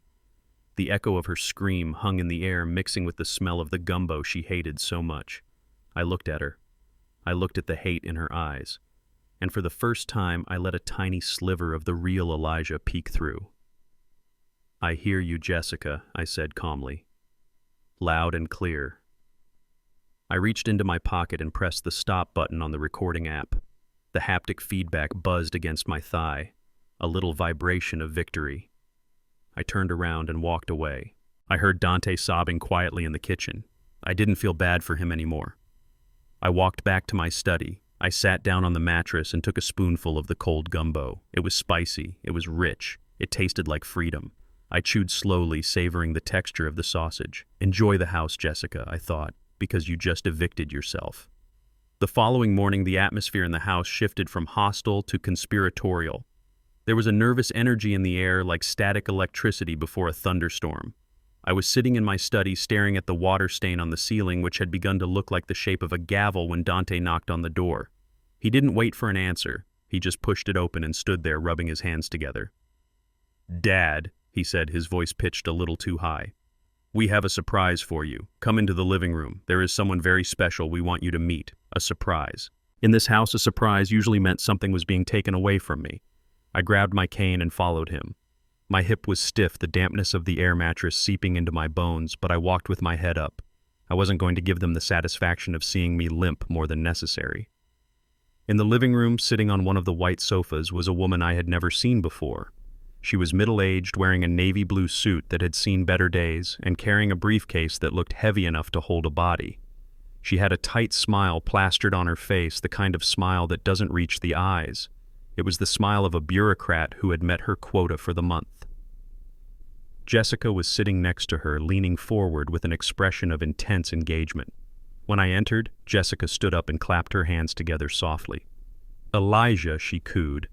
"This is Ms. Carver. She is a senior lifestyle consultant. We asked her to come by and chat with you about some opportunities." Ms. Carver stood up and extended a hand. Her grip was cold and clammy. "Mr. Thorne," she said, "it is a pleasure. I have heard so much about you. Jessica tells me you are having a bit of a rough time with your recovery." I looked at her hand, then at her face. I didn't shake it. "Who do you work for?" "Ms. Carver," I asked, leaning on my cane. She pulled her hand back, slightly flustered. "Oh, I represent a network of premier care communities. We specialize in finding the perfect placement for seniors who need a little extra support. Specifically, we represent the Golden Horizon Group." Golden Horizon. The name sounded nice. It conjured images of sunsets and peaceful meadows. But I knew that name. I had seen it in the papers a few years back when a whistleblower exposed conditions at one of their facilities on the south side. Bed sores, malnutrition, oversedation. I sat down slowly in the armchair opposite them. "So you are here to sell me a timeshare?" I asked, playing the confused old man card just a little bit to see how they would react. Jessica laughed, a nervous tinkling sound. "Oh no, Elijah. Nothing like that. Ms. Carver is here to help us upgrade your living situation. We have been talking and... Well, this house is just too dangerous for you. The stairs, the slippery floors. We found a place that is designed just for people like you, people like me." Ms. Carver opened her briefcase and pulled out a glossy brochure. It featured stock photos of happy, silver-haired people playing chess and laughing at salad. "This is Oakbridge Manor," she said, sliding the brochure across the coffee table. "It is a state-of-the-art facility. 24-hour nursing care, recreational activities. And best of all, it is fully secure, so you don't have to worry about wandering off." I looked at the brochure, then I looked at the small print on the back. A Medicaid-certified facility, state funding pending. This wasn't a luxury retirement home. This was a warehouse for the unwanted. I looked up at Dante. He was studying his shoes again. "Dante," I said softly, "you are putting me in a state home." "Dad, no," Dante stammered, looking up with panic in his eyes. It's not like that. It has great reviews." Jessica said. Jessica cut him off. "It is an assisted living community, Dante. Don't use such archaic terms. Elijah, look at the amenities. They have a music therapy room. You would love that. Music therapy. Probably a broken radio in a basement while a nurse hands out sedatives." I looked at Ms. Carver. She was watching me, assessing me. She was trying to figure out if I was pliable, if I was the kind of old man who would sign whatever was put in front of him just to make the nice lady stop talking. "Ms. Carver," I said, my voice dropping the tremble and becoming steady. "I have a few questions about Oakbridge Manor." "Of course," she said, smiling. "Ask away." "What is your staff-to-patient ratio on the night shift?" I asked. Her smile faltered for a fraction of a second. "Excuse me?" "The ratio," I repeated. "Is it 1 to 10, 1 to 15, or is it 1 to 30 like the state minimum allows for facilities that accept Medicaid waivers?" She blinked. "Well, it varies depending on the census, but we always adhere to state guidelines." "State guidelines?" I nodded. "That means 1 nurse for 30 patients. So if I fall in the middle of the night and press the call button, I can expect to wait 45 minutes for someone to find me. Is that correct?" Jessica stiffened. "Elijah, stop being difficult. Ms. Carver is trying to help." I ignored Jessica. "And what is your policy on chemical restraints, Ms. Carver?" "Chemical restraints," she repeated, looking genuinely confused now. "Yes. Antipsychotics administered to patients without a diagnosis of psychosis, simply to keep them docile. Seroquel, Haldol, I know Golden Horizon faced a class action lawsuit in 2019 regarding the overprescription of sedatives. Has that policy changed, or is it still standard operating procedure for residents who ask too many questions? Ms. Carver shifted in her seat. She looked at Jessica, then back at me. Mr. Thorne, I assure you our medical team is top-notch. We only administer medication as prescribed by a physician. A physician employed by you, I countered. And tell me, Ms. Carver, does your facility accept patients who have not been adjudicated, incapacitated by a court of law? Because as far as I know, I am a free citizen of the United States. I have not been declared incompetent. So unless I sign myself in voluntarily, you cannot take me. Jessica slammed her hand on the table. The sound made Ms. Carver jump. You are confused, Elijah, Jessica shouted. You are having an episode. Mrs. Carver, he has dementia. He forgets things. He leaves the stove on. He is a danger to himself. I turned my gaze to Jessica. My dementia seems to have cleared up remarkably well for this conversation, wouldn't you say? I looked back at Ms. Carver. She was closing her briefcase. She was a saleswoman, not a kidnapper. She came here expecting an easy commission, a signature from a tired son and a drooling father. She didn't sign up for a legal deposition in a living room. I don't think this is a good fit, she said, standing up quickly. Mr. Thorne clearly has some reservations, and without a power of attorney or a court order, we really cannot proceed with an intake. Ms. Carver. Wait, Jessica pleaded, standing up and grabbing the woman's arm. We can get the order. We are working on it. Just hold the bed for us. Please, we can't keep him here. He is destroying our lives. Ms. Carver pulled her arm away gently but firmly. I am sorry, Mrs. Thorne. Call us when the paperwork is in order. Good day. She walked out the front door faster than she had walked in. The silence that followed was heavy and suffocating. Dante sat with his head in his hands. Jessica stood in the middle of the room, vibrating with rage. She stared at the closed door, then slowly turned to face me. Her face was not the face of a life coach. It was the face of a cornered animal. You think you are so smart? She whispered. Her voice was low, shaking with suppressed violence. You think because you read a few legal thrillers you can outsmart me? I didn't say anything. I just watched her. You just made a very big mistake, Elijah, she said, walking toward me slowly. That was the nice way. That was the dignified way. You could have gone to a place with people, with activities. You could have lived out your days in peace. Peace, I asked. You call being drugged and neglected peace. I call it getting you out of my hair, she screamed. The veneer cracked completely now. I am done, Elijah. I am done with the smell of your cooking. I am done with your limping. I am done with you looking at me like I am the villain. I am trying to save this family. Save it from what I asked calmly. From solvency. From honesty. From you, she shrieked. You are a leech. You are sitting on millions of dollars of assets, this house, the royalties, and you hoard it. While Dante suffers, while we drown in debt, you owe us this. You owe us for taking care of you. I looked at Dante. He didn't look up. He was letting her speak for him. He was letting her say the things he was too cowardly to say. I owe you nothing, I said. I raised a son. I paid for his college. I paid off his debts. If he is drowning, it is because he refuses to learn how to swim. Jessica grabbed a vase from the side table, a cheap geometric thing she had bought to replace my antique lamp, and hurled it across the room. It shattered against the fireplace, exploding into 1,000 white shards. Fine, she hissed, breathing heavily. You want to play hardball. We will play hardball. You think you need a court order to be committed? Watch me. She leaned in close to my face. I could smell the coffee on her breath. I could see the dilated pupils of her eyes. I will make you crazy, Elijah. I will make you so crazy that the judge will beg me to lock you up. I will take away your food. I will take away your sleep. I will gaslight you until you don't know what day of the week it is. And then I will dump you in the darkest, deepest hole I can find, and I will never visit. She straightened up, smoothing her jacket as if she hadn't just threatened her father-in-law with psychological torture. Dante, get up, she barked. Dante stood up, wiping his eyes. We are going to the lawyer, she said. The real lawyer. Not that old fossil Saul. We are going to file for emergency guardianship, and this time we are not asking. She grabbed her purse and marched to the door. Dante followed her like a beaten dog. Before she left, she turned back one last time. Enjoy the house, Elijah, she said. It's the last day you will recognize it. When I get back, I am taking the door off your room. I want to see everything you do." The door slammed. I sat there in the silence, listening to the echo of the shattering vase. My hands were shaking now, not from the act, but from the reality of what had just happened. She had declared war, total war. I looked at the shards of the vase on the floor. I reached into my pocket and pulled out the phone. I hadn't recorded it. I couldn't risk her seeing it this close. But I didn't need a recording of this. I saw it in her eyes. She was desperate. And desperate people make mistakes.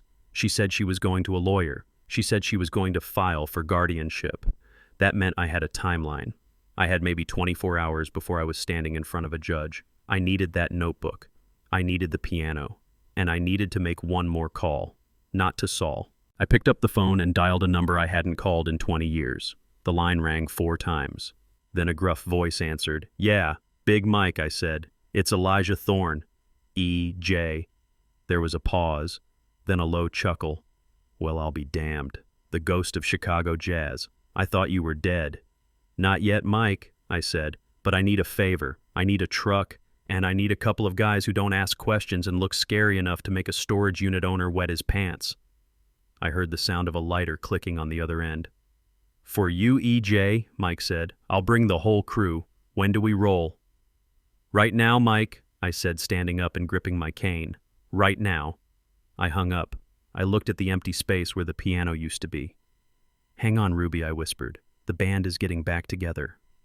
I waited until the sound of Jessica's SUV faded completely into the distance before I made my move. The house was silent, but it felt like the silence of a held breath waiting for the scream. She had taken the door off my room just like she threatened, leaving me exposed to the hallway, but she had made a critical error. She assumed that without a door I was trapped. She forgot that a man who spent 40 years touring with jazz bands knows how to move without making a sound, even with a bad hip. I grabbed my cane and the trench coat where I had hidden my checkbook. I did not call a taxi. Taxis leave records. Taxis have apps that Dante might have linked to my email. I called Big Mike. 5 minutes later, a black sedan with tinted windows rolled silently to the curb. It was not a luxury car. It was a heavy, reinforced vehicle, the kind that carries people who do not want to be bothered. Getting from the front door to the car was a journey of 1,000 miles. Every step sent a jolt of electricity from my hip to my teeth. The wind was whipping off Lake Michigan, cutting through my coat, but I welcomed it. It felt real. It felt like Chicago. It bit my skin and reminded me that I was still flesh and blood, not just a problem to be managed. The driver was a man I knew only as tiny, despite being the size of a vending machine. He opened the door for me with a nod of respect. No questions, no small talk. Just a smooth ride to the destination I had given him. We pulled up to Silverman's Deli on Roosevelt Road. It was a relic, a place that smelled of pickle brine, corned beef, and 80 years of gossip. It was the only place in the city where Saul Berkowitz would eat lunch. I limped inside. The noise hit me first. The clatter of heavy ceramic plates, the shouting of orders, the hum of a dozen conversations. It was a symphony of life. I saw Saul sitting in a booth in the back wearing a suit that looked like he had slept in it since 1985. He was attacking a bowl of matzo ball soup with the same ferocity he used to attack prosecutors in the courtroom. I slid into the booth opposite him. The vinyl squeaked under my weight. My hip throbbed, a dull, heavy rhythm, but I ignored it. "Elijah," Saul said without looking up from his soup. "You look terrible. You look like you went 12 rounds with a heavyweight and lost by decision." "I feel worse than I look, Saul," I said, signaling the waitress for coffee. "Tell me you have something for me. Tell me we can stop them." Saul put down his spoon. He wiped his mouth with a paper napkin and then reached into his battered leather briefcase. He pulled out a thick file folder and placed it on the table between us. He placed his hand on top of it as if he were trying to keep the contents from exploding. "Elijah," he said, and his voice was unusually soft. "I have been your lawyer for 40 years. I have handled your contracts, your copyright suits, your estate planning. I have seen you deal with thieves, liars, and corrupt record executives. Get to the point, Saul." "The point is," Saul said, looking me dead in the eye, "this is the worst mess I have ever seen. And it is not just greed, Elijah. It is desperation." He opened the file. "I ran a full forensic audit on Dante's finances like you asked. I called in a favor at the bank. Elijah Dante is not just broke, he is underwater. He is drowning in the middle of the ocean with an anvil tied to his ankle. I looked at the numbers on the page. They were staggering. Negative balances. Maxed out credit lines. He leveraged everything, Saul continued. But that is not the worst part. 6 months ago, right around the time you went in for your first consultation about the hip surgery, a new loan appeared on the title of your house. I froze. The coffee cup stopped halfway to my mouth. My house is paid off, Saul. I paid the mortgage off in '92. Not anymore, Saul said. He slid a document toward me. It was a home equity line of credit, a second mortgage, for $300,000, and at the bottom of the page was a signature, Elijah J. Thorne, J. It was a good forgery. It had my loop on the J and the sharp slant on the T, but it wasn't mine. He forged my name, I whispered. My own son forged my name. He did, Saul confirmed. And that is a felony, Elijah. Fraud, forgery, identity theft. If we take this to the police, Dante goes to prison for 5 to 10 years. No probation, no plea deal. This is big boy crime. I stared at the signature. I felt a cracking sensation in my chest. Not a heart attack, but something deeper. The breaking of the last illusion I had about my boy. Where did the money go, Saul, I asked. $300,000. Did he buy a car? Did he buy jewelry for Jessica? I wish he had, Saul said, shaking his head. At least then we could repossess the assets. No, Elijah. He put it all into a proprietary cryptocurrency exchange. Some platform that promised 1,000% returns. It was a Ponzi scheme, Elijah. The whole market crashed 2 months ago. The money is gone. Vaporized. I closed my eyes. He gambled my house on internet magic money. But wait, Saul said, leaning in. It gets worse. When the crypto crashed, he didn't stop. He tried to win it back. He borrowed money from private lenders. Private lenders, I asked, opening my eyes. Loan sharks, Elijah. The kind who don't report to credit bureaus. The kind who operate out of the back of pool halls in Cicero. I found a lien placed on the property by a shell company linked to the Volkov organization. Russian mob. My son had borrowed money from the Russian mob using my house as collateral. That explains the rush, I said, realizing the full picture. That explains why Jessica is so frantic. It is not just about the $2 million for a condo in Florida. They need to pay these guys back before they start breaking legs. Exactly, Saul said. They are terrified, Elijah. They are not just kicking you out because you are a burden. They are kicking you out because they need to liquidate the asset immediately to save their own skins. If they don't sell that house in 30 days, they are dead meat. I sat back in the booth. The noise of the diner faded away. I was alone in a cold, dark place. My son was a criminal. He was a thief. And he was a fool who had endangered everything I worked for. So what do we do? Saul asked. Do I call the district attorney? I can have the police at your house in an hour. We arrest Dante for fraud. We arrest Jessica as an accomplice. The bank voids the mortgage because it was forged. You keep the house. I looked at Saul. I looked at the pickle on his plate. I looked at the waitress pouring coffee for a trucker in the corner. If I send him to prison, I said slowly, I lose him forever. He is already lost. Elijah, Saul said gently, he stole your house. No, I said, he stole my trust. That is different. If I send him to prison, he becomes a victim in his own mind. He will blame me. He will say I was the cruel father who locked him up. He will never learn. He will just rot. Then what? Saul asked, throwing his hands up. You want to pay it off. You want to write another check. Elijah, you can't. You don't have 300 grand liquid. And even if you did, you would just be enabling him again. I am not going to pay it, I said. And I am not going to call the police. Not yet. Then what are you going to do? I am going to let him grow up, I said. I took a sip of the coffee. It was bitter and hot. Saul listened to me. Dante has never faced a consequence in his life. When he failed math, I hired a tutor. When he crashed his car, I bought him a new one. When he got into debt, I paid it off. I built a cushion around him so soft he never felt the ground. I leaned forward across the table. I am going to remove the cushion, Saul. I am going to let him hit the concrete. How? Saul asked. The loan sharks, I said. They want their money. They want the house, Saul corrected. They want value, I said. They don't care about Victorian architecture. They care about dollars. I reached into my coat pocket and pulled out the folded paper I had taken from the trash.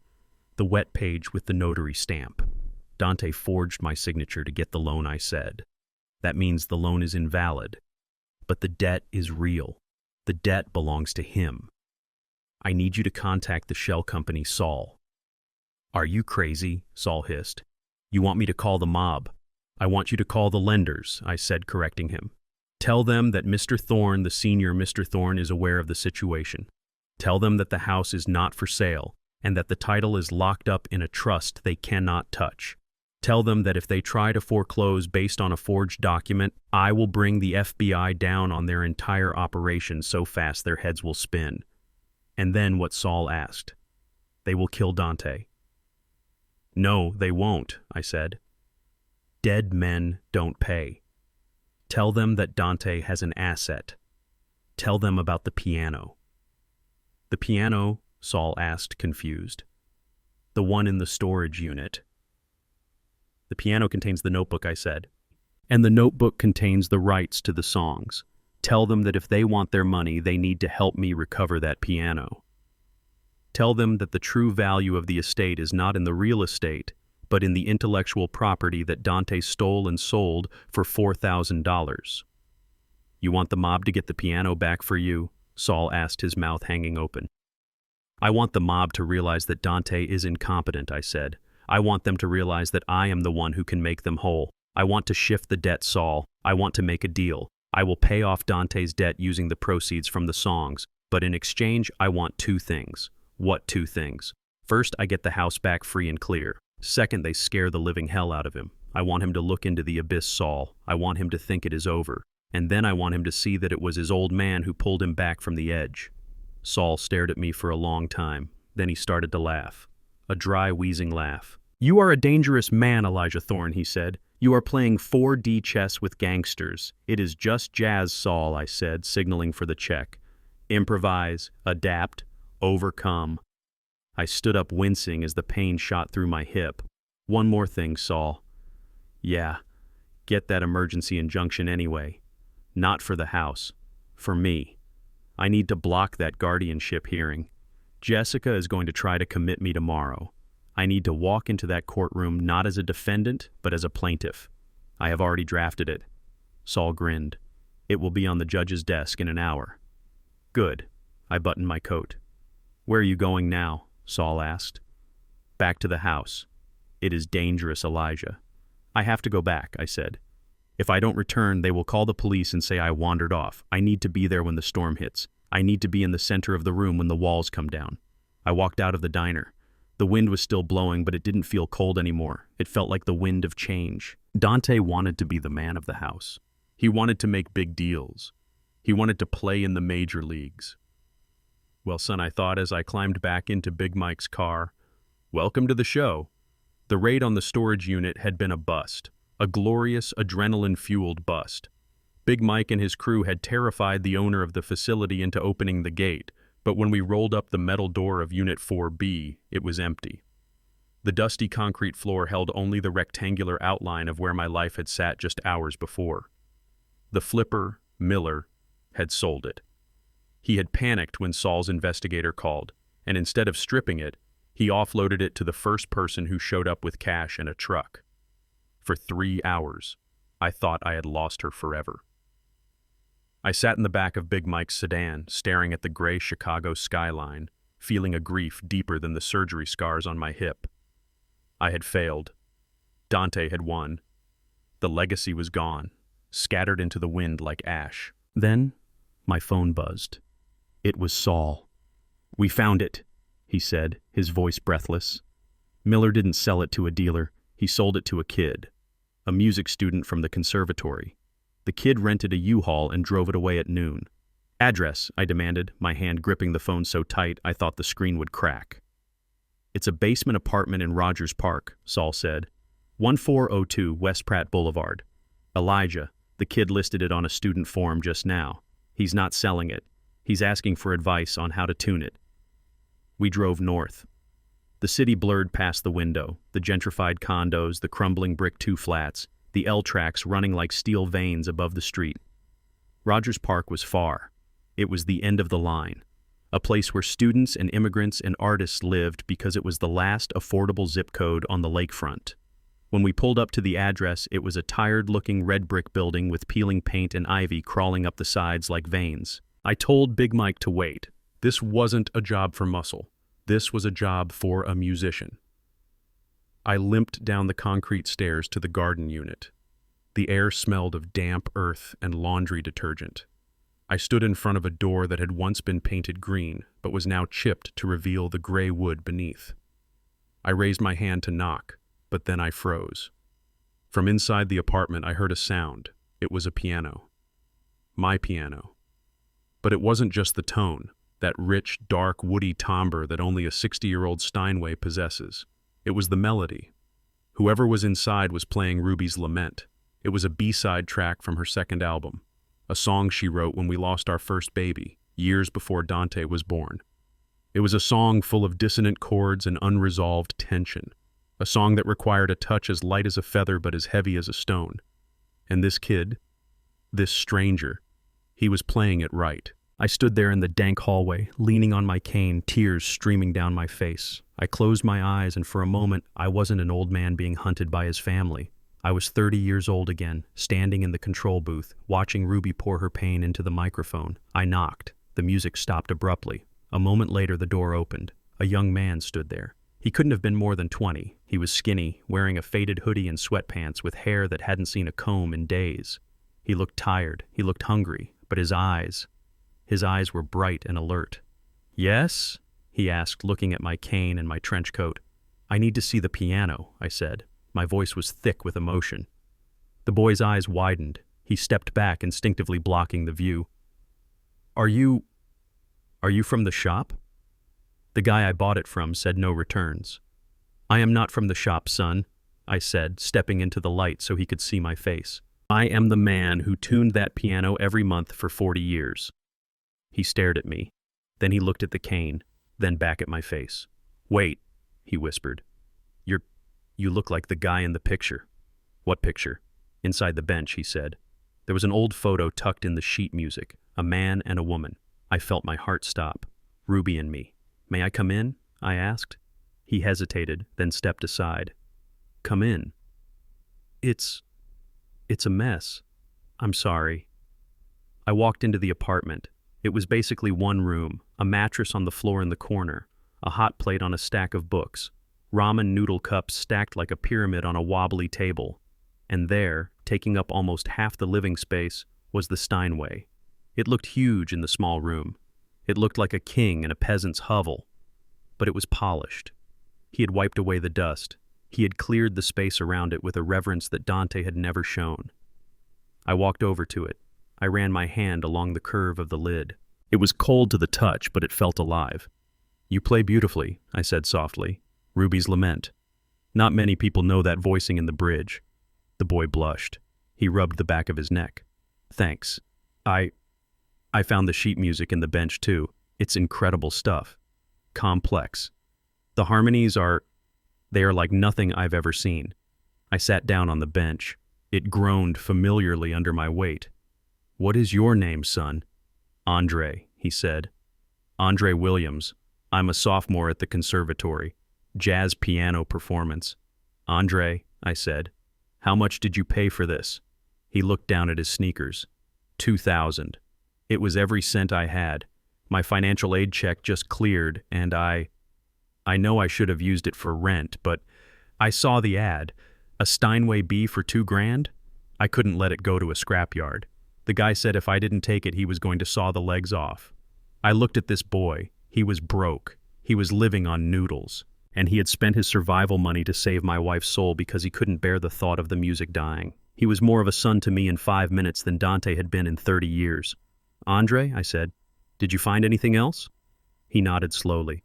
He reached into his hoodie pocket and pulled out a small black leather notebook. The cover was cracked and worn. "I found this taped under the soundboard," he said. "I haven't read it. I opened it and I saw it was handwritten music. It looked private, like a diary." He handed it to me. I held it in my hands. The leather felt warm. I opened it to the first page. Ruby's handwriting. The ink was faded, but the notes were clear. "Song for Elijah, Draft 1. I let out a sob that shook my entire body. It was guttural and raw. The dam finally broke. All the stress, the betrayal, the anger. It all poured out in that one moment of relief. Andre didn't say anything. He just went to his little kitchenette and brought me a glass of water. I wiped my eyes with the back of my hand. I looked at the notebook. The millions of dollars in intellectual property were safe. But looking at Andre, I realized that money wasn't the only value here. "Andre," I said, closing the notebook, "do you know who owned this piano?" "No, sir," the seller didn't say. "It belonged to Ruby Thorne," I said. Andre's jaw dropped. "The Ruby Thorne? The Queen of the South Side?" I nodded. "And I am Elijah Thorne. I produced those records." He looked like he was about to faint. He grabbed the edge of the piano for support. "Oh my God. I am so sorry. I didn't know. I didn't mean to steal it. You didn't steal it, Andre," I said, cutting him off. "You saved it. You are the guardian angel of this instrument." I reached into my pocket and pulled out my checkbook, the one with the $4,000. But I wasn't just going to pay him back. I needed to make this right. "Andre, I want to buy the piano back." He nodded vigorously. "Of course. Take it. It's yours. You don't have to pay me. I mean, just give me back the $2,000 I paid the guy so I can pay rent, and it's yours." "No," I said. "That's not how business works, Andre. You made a smart investment. You identified an undervalued asset and you secured it. You deserve a return." I wrote a check. I made it out for $8,000. I tore it out and handed it to him. "8,000?" he squeaked, his voice cracking. "Mr. Thorne, I can't take this. This is tuition for a whole semester." "Take it," I said sternly. "But there is a condition." He froze. "Anything." "The condition is that you keep the piano here for a few days," I said. "I have some house cleaning to do. My home is not currently safe for an instrument of this caliber. Can I trust you to watch over it?" "Yes, sir. Absolutely. I won't let anyone touch it." "And one more thing," I said, standing up. I looked around his tiny, damp apartment. I looked at the ramen noodles. I looked at the passion in his eyes. "I am establishing a scholarship in my wife's name," I said. "The Ruby Thorne Fellowship for Young Jazz Musicians. It covers full tuition, room, and board for 4 years. Andre stared at me. "I think I just found my first recipient," I said. He started to cry. He didn't try to hide it. He just covered his face with his hands and wept. "Thank you," he sobbed. "Thank you." "Don't thank me," I said, putting a hand on his shoulder. "Thank the music. You respected the music, son, and the music always pays you back." I walked to the door. I turned back one last time. "Andre?" "Yes, Mr. Thorne?" "Practice that bridge in Ruby's Lament," I said. "You're rushing the tempo just a hair. Lay back on the beat. Let it breathe." He smiled through his tears. "Yes, sir. I will." I walked back up the stairs to the street. The wind was still cold, but I felt a fire burning in my chest. I had the notebook tucked safely in my inside pocket, right against my heart. I had the piano secured, and I had reminded myself that there were still good people in this world. I climbed back into Big Mike's car. "You get it, boss?" Mike asked, looking in the rearview mirror. "I got it, Mike," I said, patting my chest. "Where to now?" I looked out the window. The sun was beginning to set, casting long shadows across the city. It was time. The pieces were in place. The trap was set. "Take me home, Mike," I said. "I have a court date to prepare for, and I need to pick out a suit." The courtroom smelled of floor wax and old lies. I sat at the defendant's table next to Saul wearing my best charcoal suit. It was the suit I had worn to accept my Lifetime Achievement Award from the Chicago Jazz Institute 5 years ago. I chose it carefully. Jessica wanted to paint me as a senile old man in pajamas. I intended to show the judge a man who commanded respect before she was even born. Across the aisle, Jessica sat with her lawyer, a slick young man with too much gel in his hair and a suit that cost more than my first car.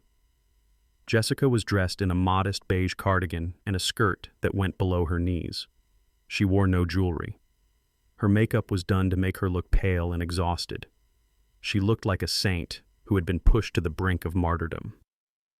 Dante sat next to her. He was wearing a suit that was slightly too big for him, as if he had shrunk inside it. He was staring at the table, hands clasped so tight his knuckles were white. He looked like a man waiting for the executioner to pull the lever. The bailiff called the court to order. The Honorable Judge Sharon Moore entered. She was a stern black woman in her 60s with eyes that had seen every variation of family tragedy the city had to offer. She didn't look at the lawyers. She looked at the people. She looked at Jessica. She looked at Dante, and then she looked at me. I held her gaze. I didn't smile. I didn't frown. I just nodded once, a respectful acknowledgement of her authority. She paused for a fraction of a second, then sat down. "We are here to hear the petition for emergency guardianship regarding Mr. Elijah Thorne," Judge Moore said, her voice cutting through the silence. "The petitioners allege that Mr. Thorne is suffering from advanced dementia and poses an immediate danger to himself and others. Mr. Thorne's counsel has filed an objection." "Let's proceed." Jessica's lawyer stood up. He buttoned his jacket with a flourish that irritated me instantly. "Your Honor," he began, his voice smooth as oil, "we take no pleasure in being here today. This is a tragedy, a family tragedy. My clients, Mr. and Mrs. Thorne, have done everything in their power to care for their father. They have renovated their home to accommodate him. They have hired consultants. They have sacrificed their time, their privacy, and their savings.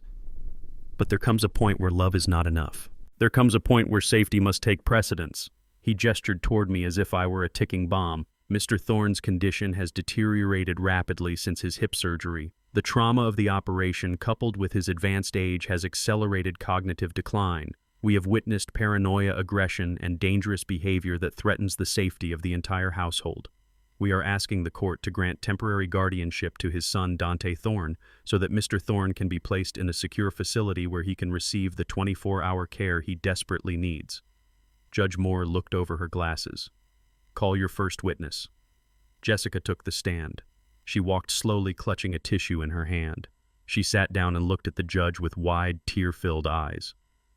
"Mrs. Thorne," the lawyer asked softly, "can you describe the incidents that led you to file this petition?" Jessica sniffed. She dabbed at her dry eyes. "It started small," she said, her voice trembling just enough to be convincing.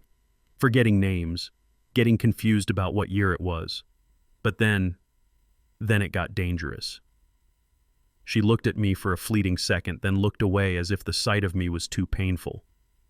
"3 days ago," she continued, "I came home to find the kitchen filled with smoke, thick black smoke. Elijah had turned the stove on high, and he was just standing there. He was burning things in a skillet. It wasn't food, Your Honor, it was sludge. It smelled like burning rubber and garbage.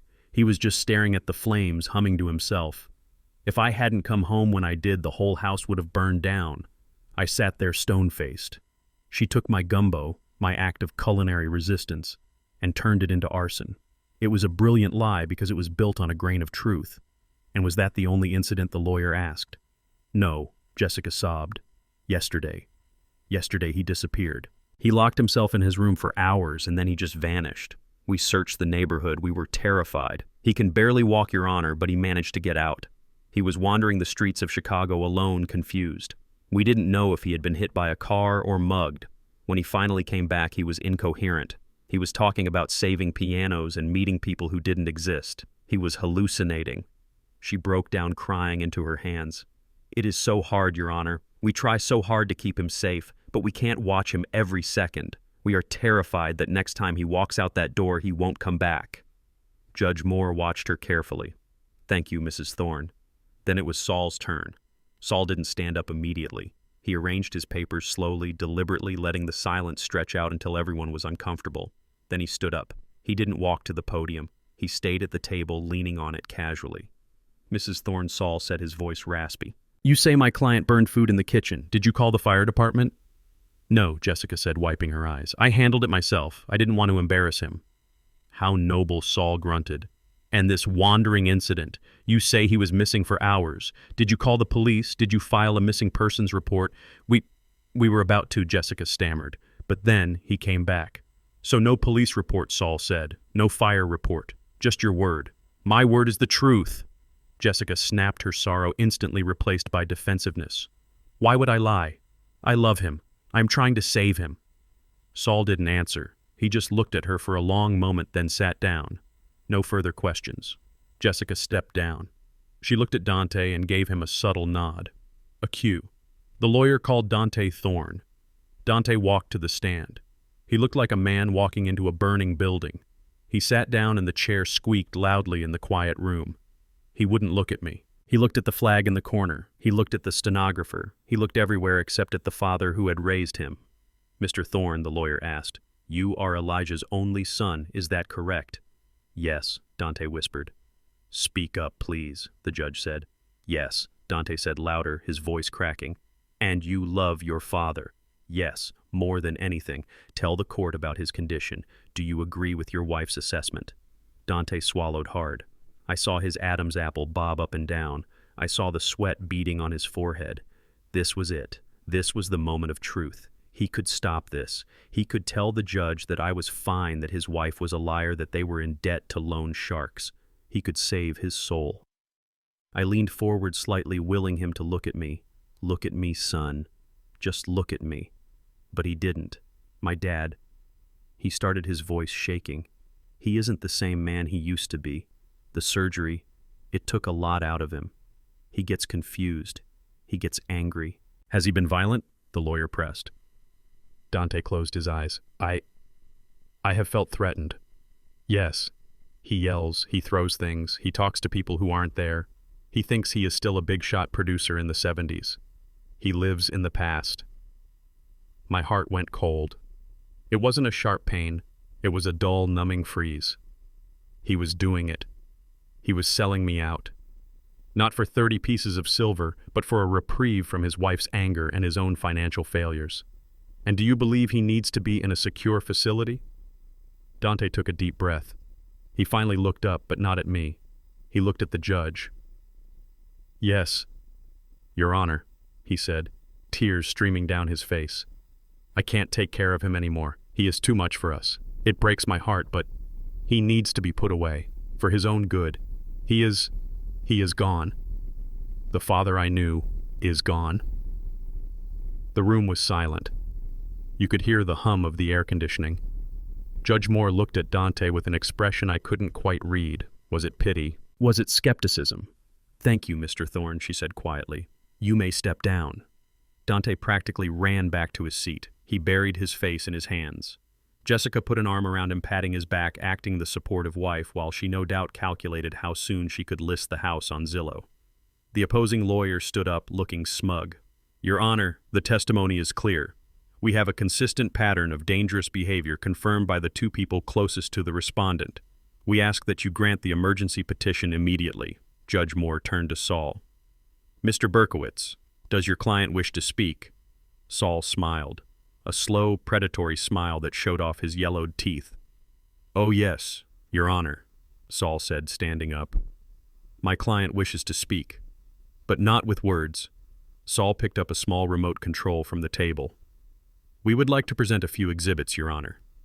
Exhibit A is a video recording taken from a camera installed in my client's bedroom. Exhibit B is an audio recording taken yesterday in the kitchen. And Exhibit C is a financial report that I think you will find very illuminating regarding the petitioner's motivation. Jessica's head snapped up. Her eyes went wide. She looked at the remote in Saul's hand as if it were a grenade. Dante stopped crying. He looked at me, and this time I looked back. I didn't look at him with anger. I looked at him with the cold disappointment of a man who realizes he raised a stranger. You said I was living in the past, Dante, I thought as Saul pointed the remote at the large screen on the wall. Well, let me show you what the past looks like. It looks like the truth. I leaned back in my chair and crossed my legs. The show was about to start, and unlike Dante's lies, this performance had perfect pitch. Saul pressed the button on the small black remote. The courtroom was so quiet you could hear the hum of the hard drive spinning up on the projector. I watched Jessica. She was still holding Dante's hand, looking at the judge with that practiced expression of long-suffering martyrdom. She had no idea that the ground beneath her feet was about to turn into quicksand. The audio started first. It wasn't the polished sound of a studio recording. It was raw. It was the sound of a phone hidden in a pajama pocket, muffled by flannel but unmistakably clear. The voice that filled the courtroom was Jessica's. It was the voice from the party, the voice she used when she thought I was asleep in my wheelchair. I give him 6 months, maybe less if we keep him comfortable downstairs. Once he is gone, we sell the place, take the cash, and move to a condo in Florida. No more stairs, no more old man smell, just $2 million in freedom. The recording stopped. The silence that followed was heavy. It was the kind of silence that happens after a car crash. Jessica's lawyer froze. His pen hovered over his notepad. He looked at the speaker, then at his client, his face draining of color. He realized in that split second that he had been hired to facilitate a robbery, not a guardianship. Jessica let go of Dante's hand. She sat up straighter, her eyes darting around the room. "That was taken out of context," she blurted out, her voice shrill. I was just venting. It was a joke. A dark joke. Everyone makes dark jokes when they are stressed." Saul didn't even look at her. He just pressed the button again. The screen on the wall flickered to life. It was black and white footage, grainy but high definition enough to see the details. It was the view from the camera I had hidden in the smoke detector of my study. The timestamp in the corner read 3 days ago. On the screen, I was lying on the air mattress, asleep. Jessica walked into the frame. She was holding the paper cup with my heart medication and blood thinners. "The pills, Dr. Evans had told me were crucial to prevent a post-surgical clot." In the video, Jessica didn't wake me up. She didn't put the cup on the table. She walked over to the trash can in the corner. She looked at the door to make sure no one was watching. Then, with a casual flick of her wrist, she dumped the pills into the garbage. She threw the empty cup on top of them. Then she walked over to the air mattress. She looked down at my sleeping form. She didn't fix the blanket. She didn't check my breathing. She nudged my bad hip with her foot, not hard enough to wake me, but hard enough to show contempt. Then she walked out. A collective gasp went through the courtroom. I saw the court reporter stop typing, her mouth hanging open. Jessica's lawyer closed his folder. He physically moved his chair a few inches away from her. But Saul wasn't done. He clicked the remote one more time.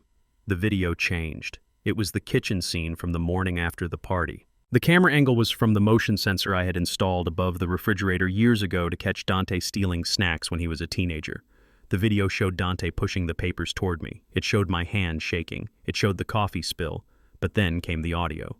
Saul had synced the audio from my phone recording with the video feed. "You did that on purpose, you stupid old man." On the screen, Jessica's face twisted into that demonic mask of rage. She slammed the wet papers into the sink. "I will make you crazy, Elijah.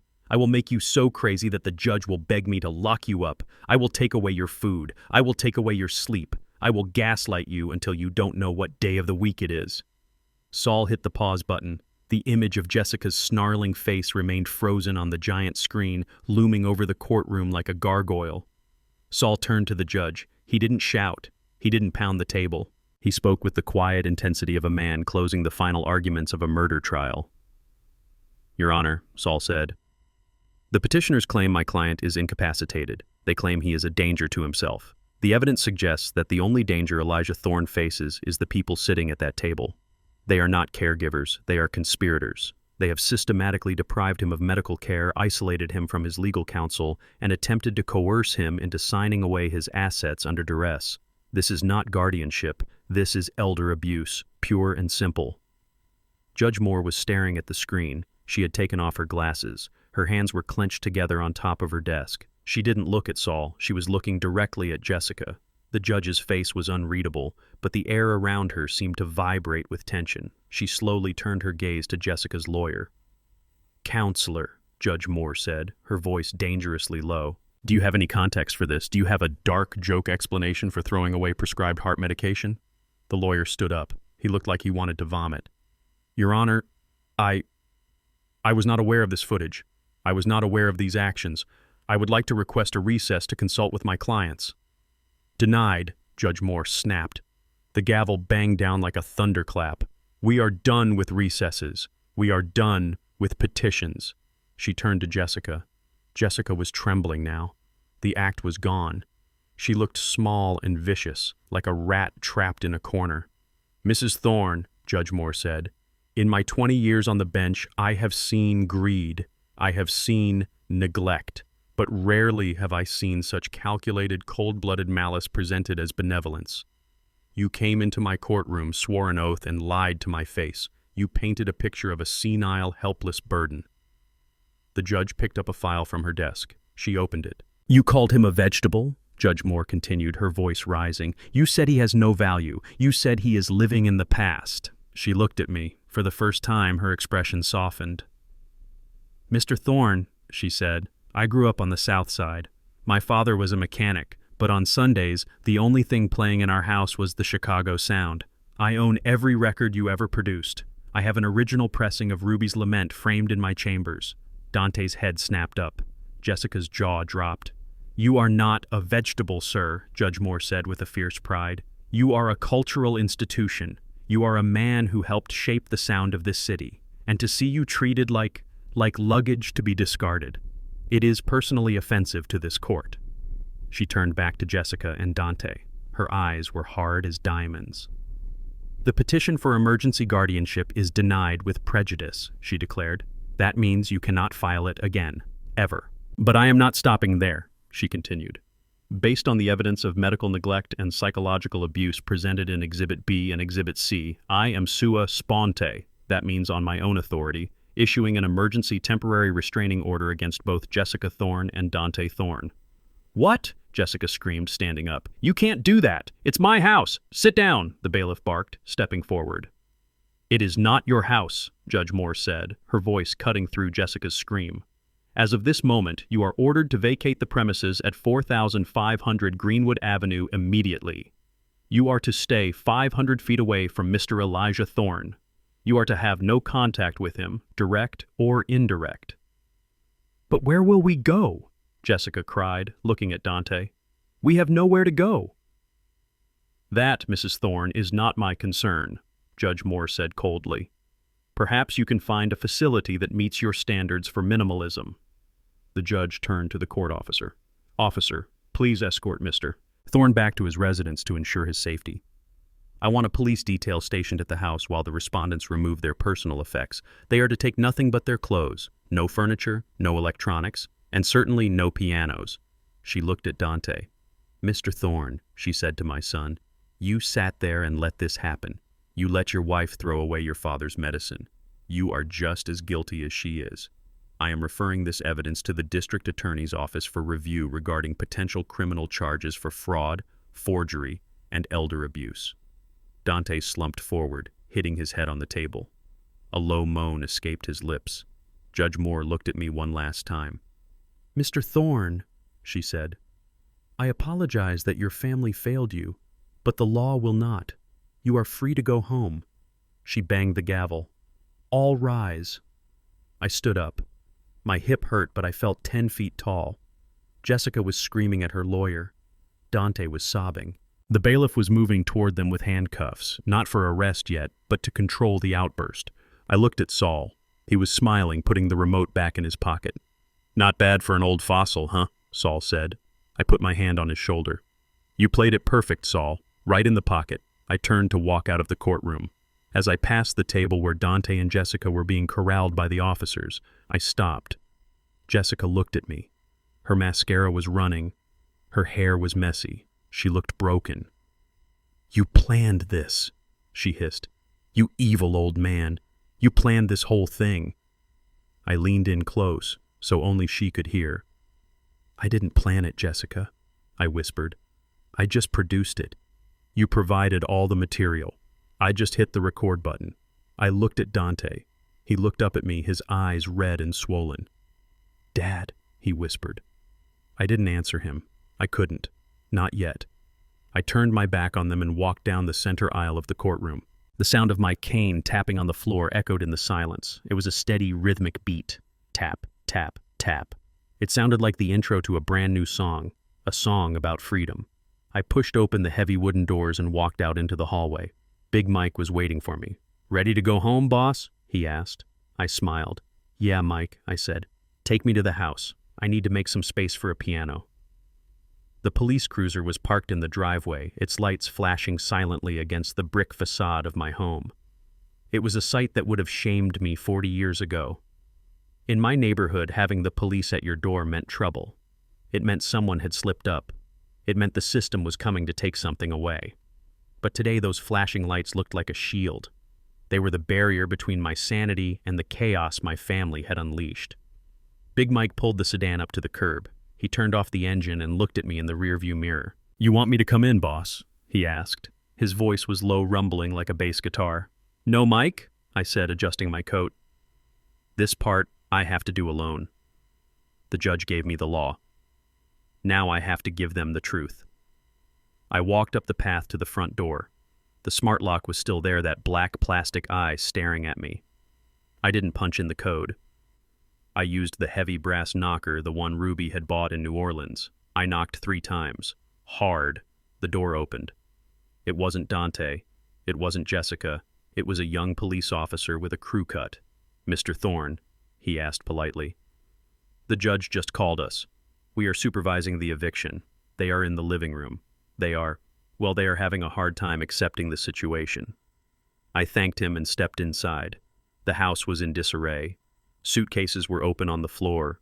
Clothes were scattered everywhere like the aftermath of a tornado. Jessica was throwing designer shoes into a duffel bag, her movements jerky and violent. Dante was sitting on the edge of the white sofa, his head in his hands, the picture of a man whose world had just collapsed. When I entered the room, the temperature seemed to drop 10 degrees. Jessica froze. She was holding a pair of red stilettos. She dropped them. She stood up and marched toward me, stopping just inches from my face. The restraining order said 500 feet. But in this living room, the hatred bridged the gap instantly. "You think you won," she spat. "You think because some sentimental judge felt sorry for an old man, you can just kick us out." I leaned on my cane and looked at her. I didn't feel anger anymore. I just felt a deep, profound exhaustion. The judge was very clear, "Jessica, you have to leave." "No," she screamed. She reached into her purse and pulled out a crumpled piece of paper. It was the deed. The forged deed she had tried to get me to sign, the one she claimed made us co-owners. "We looked it up," she said, waving the paper in my face. "We have rights. This is a joint tenancy. Even if the guardianship was denied, we are still residents. We have established residency. You can't evict us without 30 days' notice. It is the law, Elijah. We are not going anywhere. We are staying right here until we sell this place and get what we are owed." Dante looked up. There was a flicker of hope in his eyes, a pathetic, desperate hope. "She is right, Dad," he said, his voice trembling. "We checked the statutes. You can't just throw us on the street. We own half this house." I looked at my son. I looked at the woman who had turned him into a thief. They were so confident. They thought they knew the rules of the game. They thought this was checkers. They didn't know I had been playing chess since 1990. I walked over to the fireplace. I stood in front of the empty space where the piano used to be. The ghost of that instrument was the strongest presence in the room. I started to laugh. It wasn't a happy laugh. It was a dry, dusty sound that scraped against my throat.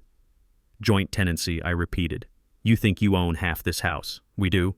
Jessica insisted, crossing her arms. "Dante is your heir, and I am his wife. That makes this marital property." I reached into the inside pocket of my trench coat. I didn't pull out a gun. I pulled out something far more dangerous.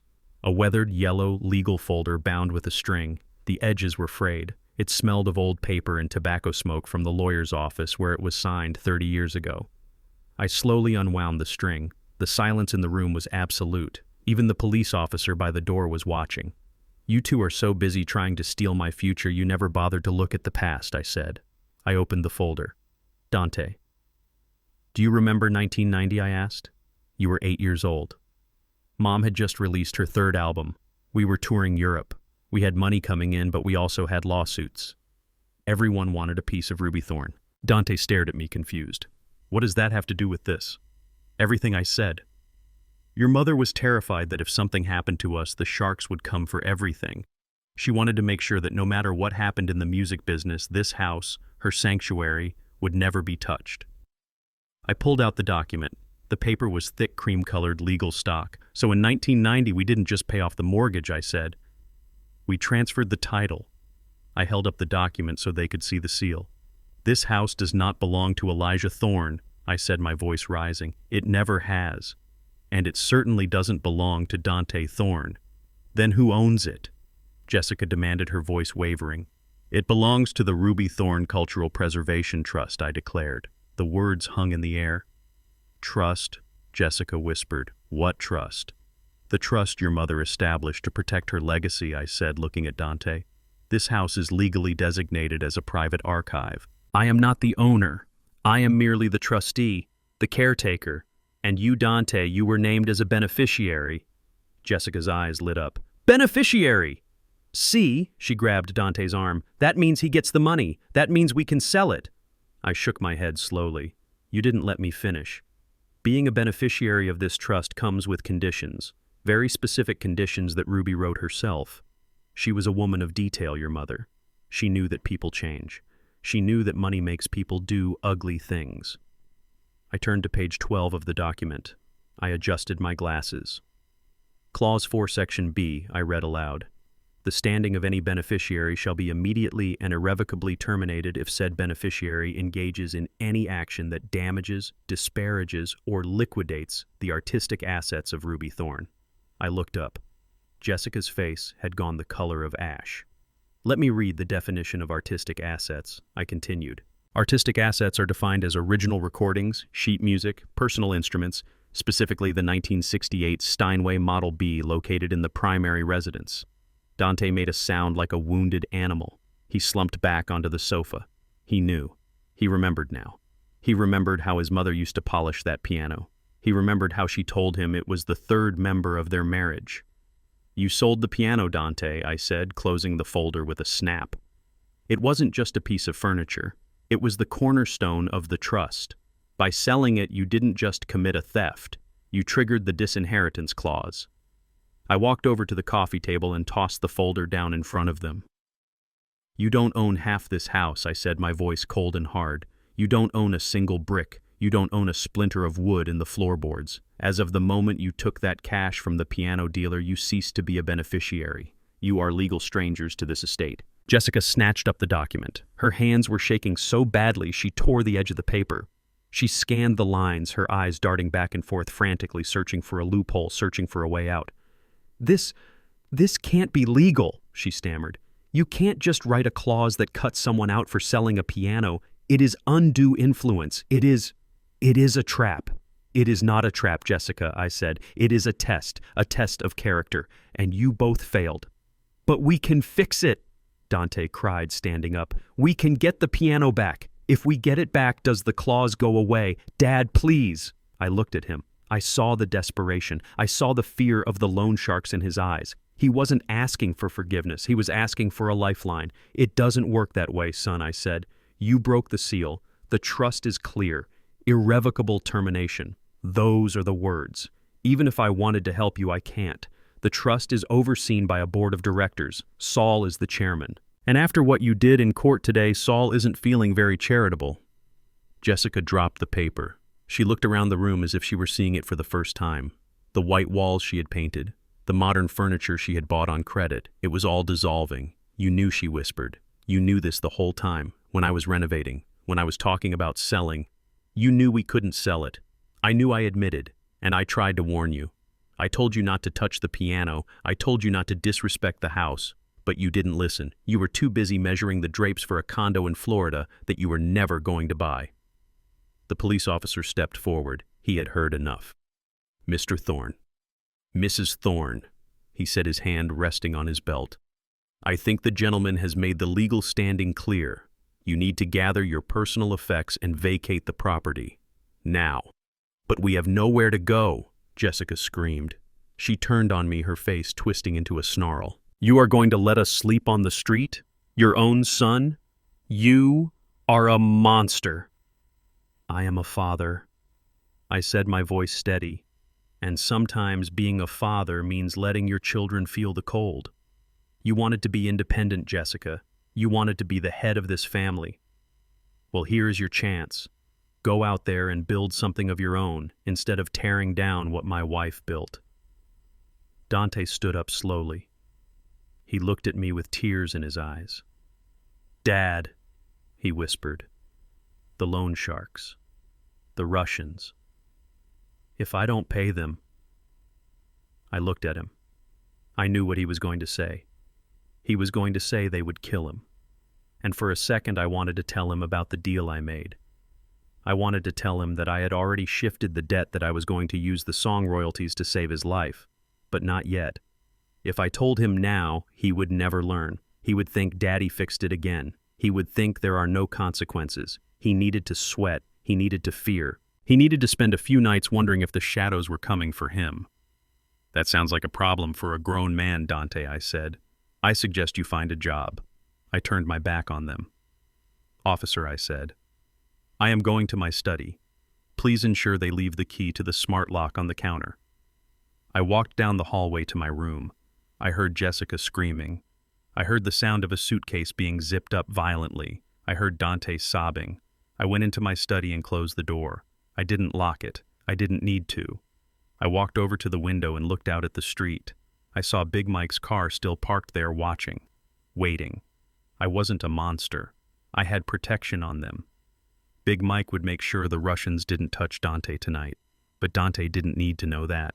Tonight, Dante needed to learn what it felt like to be alone in the dark, just like he had left me alone in this room for weeks. I sat down on the air mattress. It was still uncomfortable. But tonight, it felt like a throne. The house was mine. The legacy was safe. And tomorrow, the piano was coming home. I sat in the high-backed leather chair of my study watching the security feed on my phone. The camera in the living room showed a scene of absolute devastation. Jessica was dragging a suitcase across the hardwood floor, scratching the varnish I had paid a craftsman to restore 10 years ago. Dante was standing by the door, holding a box of his personal belongings, looking like a man who had just survived a plane crash only to find himself stranded on a desert island. They were leaving. The house was mine again. But there was one loose end, one final lesson I had to teach them. Not about the past, but about the future they had just thrown away. I picked up the black notebook. The cover was cracked, the pages yellowed with age. I ran my thumb over the spine, feeling the texture of the leather. This little book was heavier than a brick of gold. I walked out of the study and down the hallway. The sound of my cane tapping on the floor made Dante flinch. He looked up at me, his eyes red and swollen. Jessica didn't look up. She was too busy trying to jam a pile of designer coats into a bag that was too small. Leaving so soon, I asked, my voice echoing in the empty foyer. Jessica zipped the bag with a vicious yank. "We are going, Elijah. Don't worry. You got what you wanted. You get to die alone in your big empty house. I hope the silence drives you mad." I stopped in the middle of the room. "The silence won't drive me mad, Jessica, because it won't be silent. This house is about to be filled with music again." I held up the notebook. "Do you know what this is?" I asked. Jessica glanced at it with disdain. "Another old diary? Who cares?" Dante looked at it closer. He squinted. That looks like Mom's handwriting on the cover." "It is," I said. "It is the notebook Andre found inside the piano." "The piano you sold for $4,000? Jessica rolled her eyes. "Oh my God, are we still talking about that stupid piano? We get it, Elijah. We made a mistake. We didn't check the antique value. Move on." I smiled. A cold, sharp smile. It wasn't the antique value, Jessica. It was the content. You see, Ruby didn't just play the piano. She wrote on it. And when she wrote, she didn't trust record labels. She wrote everything down right here. I opened the book to a random page. "This is a song called Chicago Rain," I said. She wrote it in 1982. It was never released, never recorded. No one knew it existed except me and her. "So what?" Jessica snapped. "It's an old song. Who listens to that anymore?" I closed the book. "Sony Music does," I said, "and Universal, and Warner Brothers." The room went quiet. Dante took a step forward. "What do you mean, Dad?" he asked. "I mean that this morning while you were getting dressed for court, I was on a conference call with the head of acquisitions at Blue Note Records," I said. "Saul sent them scans of these pages last night. They verified the handwriting. They analyzed the composition." "And?" Jessica asked, her greed suddenly cutting through her anger. "And they offered me a deal," I said. "A global distribution deal for the lost sessions of Ruby Thorne. They want to release a posthumous album. They want to license the songs for movies and commercials. They think it will be the biggest jazz release of the decade." I paused, letting the weight of the words settle on them. "I signed the contract at 9 a.m., I said. "The advance payment just hit the wire transfer." "How much?" Jessica whispered. She dropped the bag she was holding. Her hands were trembling. $2 million, I said. $2 million. The number hung in the air like a physical object. I saw Dante's knees buckle. I saw Jessica's eyes dilate. $2 million. It was the exact number she had mentioned at the party. It was the price of her freedom, the price of the condo in Florida, the price of my life. That's our money," Jessica screamed, lunging forward. The police officer stepped in between us, his hand on his chest, pushing her back. That is marital assets, she yelled over the officer's shoulder. Dante is the heir. Ruby was his mother. That money belongs to the family. I shook my head slowly. You are not listening, Jessica. You never listen. You only hear what you want to hear. I tapped the notebook with my finger. This notebook was found inside the piano. The piano is property of the trust. Therefore, the notebook is property of the trust. And any income generated from the notebook belongs to the trust. So? Jessica panted, pushing her hair out of her face. We are family. The trust is for the family. Not anymore, I said. Remember the clause? Irrevocable termination. You are not beneficiaries. You are strangers. That means I continued, enjoying the look of horror spreading across her face, that the $2 million does not go to me. It does not go to Dante. It goes directly into the bank account of the Ruby Thorn Cultural Preservation Trust. And what does the trust do with it? Dante asked, his voice barely a whisper. We give it away, son, I said. We give it to music schools. We give it to inner-city arts programs. We give it to kids like Andre the boy who saved this book while you were trying to sell it for scrap.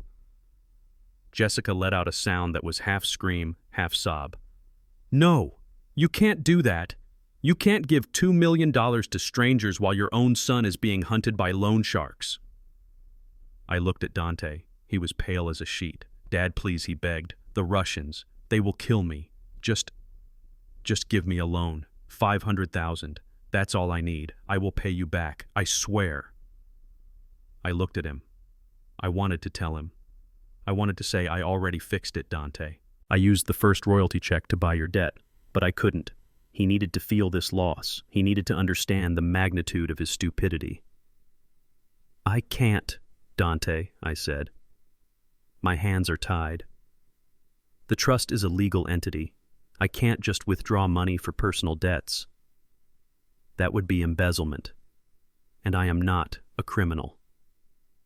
Unlike some people in this room.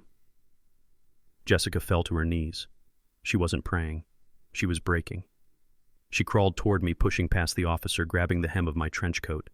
Elijah, please, she sobbed. I am sorry. I am so sorry. We made a mistake. We were desperate. Please don't let us leave with nothing. $2 million. We could split it. We could take care of you. We could be a family again. I looked down at her. I looked at the woman who had thrown my heart medication in the trash. The woman who had called me a vegetable. The woman who had planned to wait for me to die. I pulled my coat from her grip. You wanted a return on investment, Jessica, I said, my voice cold as the Chicago wind. You are a businesswoman, right? You like numbers. Let's look at the numbers. I pointed to the empty spot where the piano had stood. You had a winning lottery ticket sitting right there, a legacy worth millions. And you sold it. How much did you get for it, I asked. $4,000, she whispered into the floor. $4,000, I repeated. You traded $2 million for $4,000. I leaned down close to her ear. That is a loss of $1,996,000, Jessica. That is the cost of your arrogance. That is the price of your ignorance. You thought you were selling old wood. You were selling your own future. I stood up and straightened my coat. And the irony is, I added, looking at Dante, if you had just been patient, if you had just treated me with dignity, if you had just waited, you would have inherited it all. The house, the piano, the songs, the money. It was all going to be yours eventually. Dante looked at me, his face crumbling. I disinherited myself, he whispered. Yes, you did, I said. You cut your own throat to save a few pennies. Officer, I said, turning to the policeman, I think they are ready to leave now. The officer nodded. Ma'am, let's go, he said gently, lifting Jessica to her feet. She didn't fight him this time.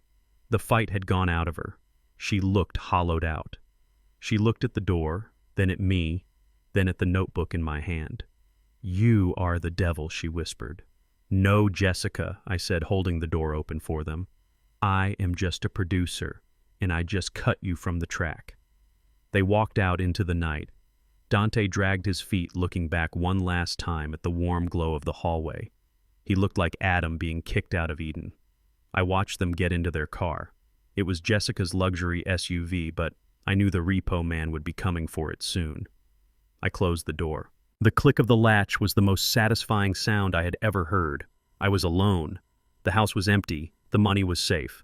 But I wasn't done yet. I walked back to the study. I sat down at my desk and pulled out a clean sheet of paper. I had to write a letter. A letter to a Mr. Volkov in Cicero. Dear Mr. Volkov, enclosed is a cashier's check for $350,000. This covers the principal and interest on the loan taken out by Dante Thorne. As per our agreement, the debt is settled. However, I request one final service. Do not tell him it is paid. Let him sweat for a month. Let him look over his shoulder. Let him learn what fear tastes like. Then send him a receipt. Mark it. Paid in full by Elijah Thorne. Sincerely, the ghost of Chicago jazz. I signed the letter. I put the check in the envelope. I leaned back in my chair and closed my eyes. I could hear music in my head. A new melody.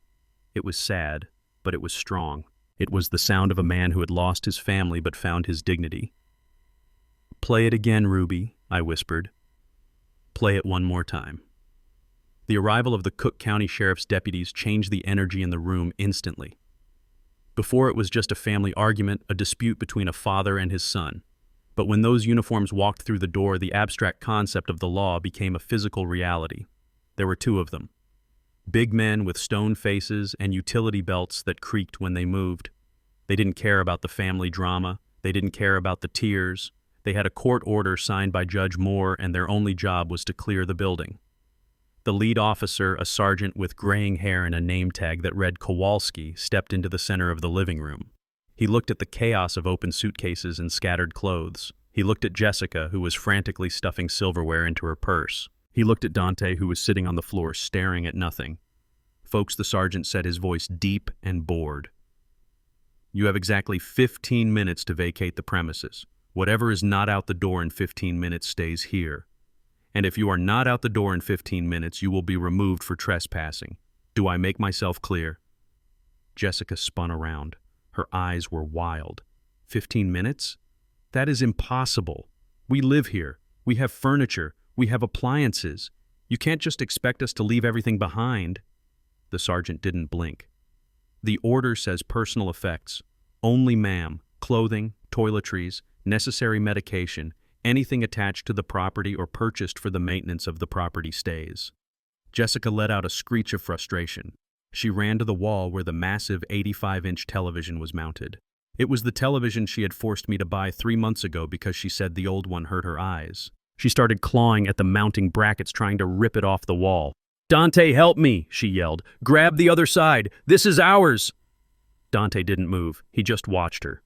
Jessica pulled harder. The bracket groaned but held fast. She was going to rip the drywall out before she got that TV down. One of the deputies stepped forward. He placed a large hand on Jessica's shoulder. "Ma'am, stop," the deputy said firmly. "Step away from the electronics." Jessica whirled on him. "Get your hands off me! I bought this! It is mine! I have the receipt!" The deputy looked at me. I stood by the fireplace, leaning on my cane, watching the spectacle. "Is that true, Mr. Thorne?" the deputy asked.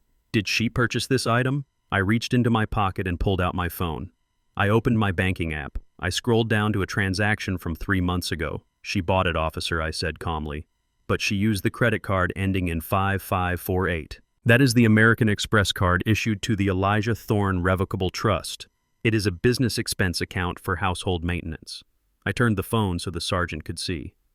Legally speaking, I continued the trust purchased that television. Mrs. Thorne was merely the unauthorized agent who swiped the card. Therefore, the television belongs to the trust. Jessica's face went purple. "Unauthorized agent? You gave me that card. You said I could buy what was needed for the house." "I said you could buy groceries, Jessica," I corrected her. "Not a $4,000 home theater system. You spent my money. You bought trust property. And now it stays with the trust." The sergeant nodded. He looked at Jessica. "You heard the man, ma'am. Leave the TV. Empty the purse, too. I saw you put the silver in there." Jessica froze. She looked at the sergeant, then at her purse. "Empty it," the sergeant barked. "Now." With a trembling hand, Jessica upended her Louis Vuitton bag onto the sofa. Forks, spoons, and a heavy silver ladle clattered onto the cushions. It was my mother's silver. The set we only used for Christmas. She was stealing the family silver like a common burglar. Dante looked at the pile of silver. He looked sick. "Jess," he whispered. "What are you doing?" I am taking what we are owed, Jessica screamed at him. We are leaving with nothing. Dante, nothing. Look at you sitting there like a lump while your father strips us bare. She grabbed the empty bag. Fine, keep your stupid spoons, keep your TV. I don't want anything from this cursed house. She ran to the hallway and grabbed her suitcase. She was moving fast now, fueled by pure adrenaline and hatred. She threw open the front door and started dragging her bags down the steps. The wheels bumped loudly against the wood, a rhythmic thudding that sounded like a heartbeat. Dante was the last one left. He stood up slowly. He looked around the room. He looked at the empty space where the piano used to be. He looked at the kitchen where he had eaten thousands of meals. He looked at the photos on the mantle, photos of him graduating high school, photos of him and me fishing on Lake Michigan. He picked up a small cardboard box. It held a few shirts, his laptop, and a pair of running shoes. That was it. 38 years of life reduced to one box. He walked toward me. He stopped a few feet away. He looked terrified. The reality of the night was finally hitting him. The sun would go down soon. He had no money. He had no credit. He had dangerous men looking for him. And now he had no roof. "Dad," he said, his voice cracking. I looked at him. I kept my face stern, but inside my heart was breaking. This was my boy. This was the baby I had rocked to sleep. This was the toddler I had taught to walk. "Dad, please," he said, tears spilling over his cheeks. "I know I messed up. I know I was weak, but you can't do this. I have nowhere to go. Jessica's friends won't take us. My friends. I don't have any friends left." He took a step closer. "I am scared, Dad. I don't know how to survive out there. I have never been on my own." I gripped my cane tighter. This was the moment of maximum danger. If I gave in now, if I handed him a wad of cash or told him he could stay in the guest room, the lesson would be lost. He would never grow. He would stay a child, forever terrified and dependent. I had to be the rock, even if it crushed him. "You are scared," I said, my voice low and steady. "Good. You should be scared. Dad." "For 38 years, Dante, I stood between you and the world," I said. "I paid the bills. I fixed the mistakes. I caught you every time you fell. And because of that, you never learned how to stand. You never developed the muscles a man needs to survive." I pointed to the door. "That world out there is cold, son. It doesn't care who your father is. It doesn't care about your excuses. It only cares about what you can do. And right now you can't do anything because you have never had to trying. But tonight," Dante cried, "just for tonight. Let me sleep on the couch. I will leave in the morning." "No," I said. "If you stay tonight, you will stay tomorrow, and the next day, and next week you will be asking me for money again, and next month you will be forging my signature again." I looked him deep in the eyes. "I love you, Dante. I love you enough to let you fail. I love you enough to let you hit the bottom so you can finally find out what you are made of." "But where do I go?" he sobbed, clutching his box. I looked past him out the open door to the streetlights flickering on. "You go anywhere, Dante," I said. "You go to a shelter. You go to a motel. You go sleep in your car. It doesn't matter where you go." I looked back at him. "As long as you get there on your own 2 feet." Dante stared at me. He was waiting for the punchline. He was waiting for the hug. He was waiting for me to say, "Just kidding." But I didn't. I just stood there, a statue of an old man guarding his castle. The sergeant checked his watch. "Time is up, folks," he said. "Let's move it along." Dante wiped his nose with his sleeve. He looked at me one last time with a look of pure betrayal. "I hate you," he whispered. I nodded. "I know, son. That is the price of admission today." He turned and walked out. He didn't look back. He walked down the steps past the police cruiser, past Jessica, who was screaming into her phone by the curb. He walked into the darkness of the street, his shoulders hunched, his box held tight against his chest. I watched him go. The sergeant walked over to the door. "You want me to lock this up, Mr. Thorne?" he asked. "No," I said. "I will do it." I walked to the door. I looked out at the night. I saw the taillights of Jessica's car flare red as she peeled away, leaving Dante standing on the sidewalk. I saw him hesitate and then start walking south toward the bus stop. He was walking. He was moving. "Keep walking, son," I whispered. "Walk until your feet hurt. Walk until you understand." I closed the heavy oak door. I threw the deadbolt. Thunk. The sound echoed through the house. It was a lonely sound. I turned around and faced the empty living room. It was just me now. Me and the ghosts. I walked to the kitchen and poured myself a glass of water. My hand was shaking. I sat down at the island and let the tears come. I cried for the boy I lost. I cried for the man he failed to become. But as I sat there in the silence, I felt something else underneath the grief. I felt peace. The leeches were gone, the lies were gone, the house was clean. I pulled the phone out of my pocket. I looked at the text message I had drafted to Big Mike. Keep an eye on him, Mike. Don't let him freeze, but don't let him see you. I hit send. I wasn't heartless. I was just a producer. And sometimes to get the best performance you have, to put the artist in a room by themselves and turn off the lights. Dante's solo had just begun. 30 days had passed since the night the police escorted my son and his wife out of my home. 30 days of silence that wasn't empty but full. The kind of silence that allows a man to think, to breathe, to hear the rhythm of his own heart again. The winter had finally broken in Chicago, giving way to a tentative spring. The ice on the lake was melting and the wind had lost its bite, replaced by a breeze that smelled of wet earth and possibility. I stood in my living room watching the movers. They weren't the rough, careless men who had hauled my life away months ago. These were professionals, men who treated wood like flesh. They wore white gloves. They moved with a slow, deliberate cadence. Steady on the corner, one of them whispered, "Watch the leg." I held my breath as they lowered the Steinway onto the Persian rug I had bought to replace the one Jessica had thrown out. The piano settled into the floorboards with a heavy, resonant thud. It was the sound of an anchor dropping. It was the sound of a ship coming home. I walked over to it. The finish was gleaming. Andre, the boy who had saved it, had polished it every day he had it in his apartment. I ran my hand along the curve of the lid. It felt cool and smooth like satin.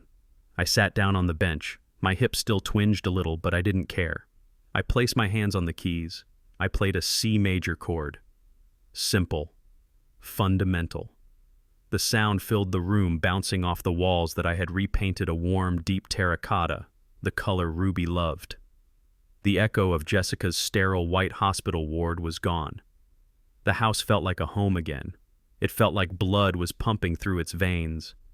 But while my house was healing, I knew that somewhere else in the city, another house had fallen apart completely. Saul had given me the update over coffee that morning. It didn't take long for the rats to turn on each other when the ship started sinking. Jessica filed for divorce 3 days after the eviction. She didn't even wait for the ink to dry on the restraining order. As soon as she realized Dante was cut off from the trust, as soon as she realized there was no $2 million payout coming, she cut him loose. She cited irreconcilable differences, but the real difference was in the bank account. She moved back in with her parents in the suburbs, probably spinning a story about how she was the victim of a cruel father-in-law. I didn't care. She was a footnote now, a bad melody in a song I had already faded out. Dante, however, was a different story. Saul told me he had found a studio apartment in Uptown, not the nice part of Uptown, the part where the streetlights are broken and the sirens never stop. It was a single room above a liquor store with a radiator that hissed and a window that looked out onto a brick wall. And he was working. For the first time in his life, my son was doing manual labor. He got a job at the Amazon fulfillment center on the night shift, picking and packing, walking 15 miles a shift on concrete floors, carrying boxes of things other people could afford to buy. I thought about him every night. I thought about his soft hands, blistered and raw. I thought about his back aching the way mine used to ache when I was hauling amplifiers into vans in the 70s. It hurt me to think about it. It hurt me in a place deeper than any bone. But I didn't call him. I didn't send Big Mike to drop off a grocery bag. He needed this. He needed to know what a dollar weighed. He needed to know that a roof isn't a right, it is a privilege earned with sweat. Every box he lifted was a lesson. Every night he spent staring at that peeling ceiling was a semester in the school of manhood. I closed the piano lid gently. Tonight wasn't about Dante. Tonight was about the family I had chosen. The smell of charcoal and hickory smoke was drifting in from the backyard. I had fired up the big smoker at noon. There were 3 racks of ribs inside, rubbed with my secret blend of spices, slow cooking until the meat was ready to fall off the bone. There was brisket.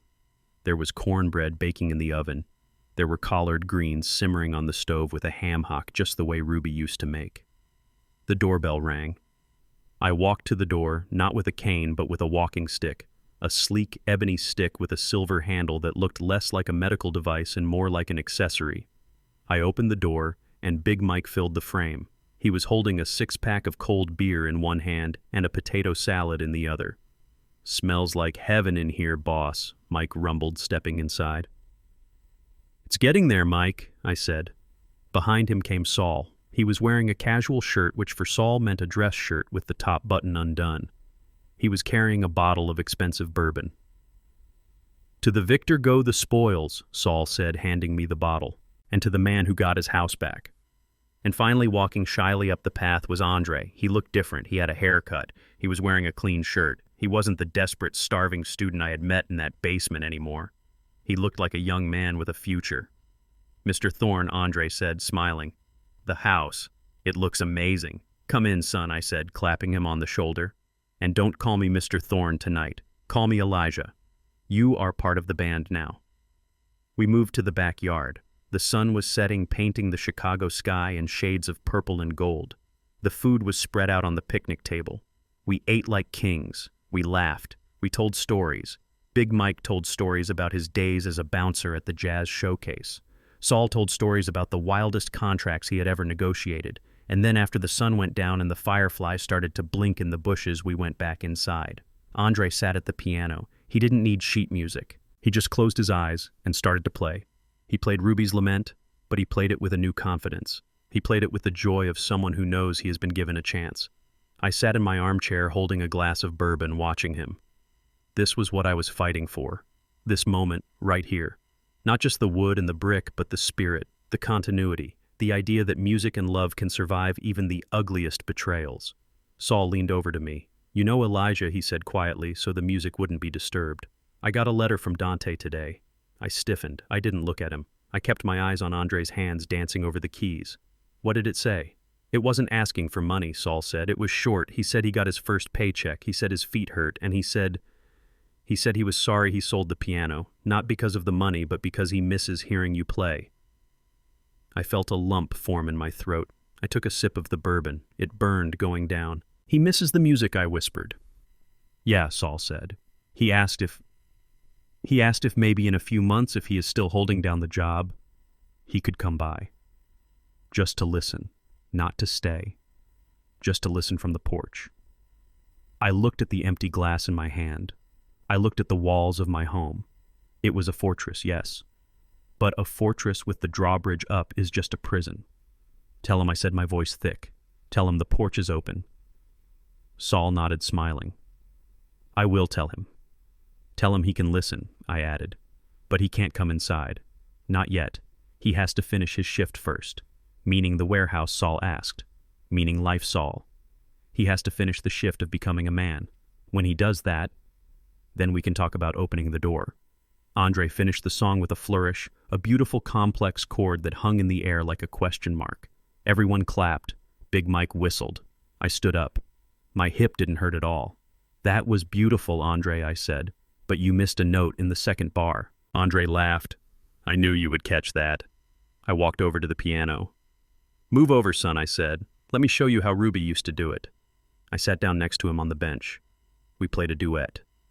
4 hands, 2 generations, 1 piano.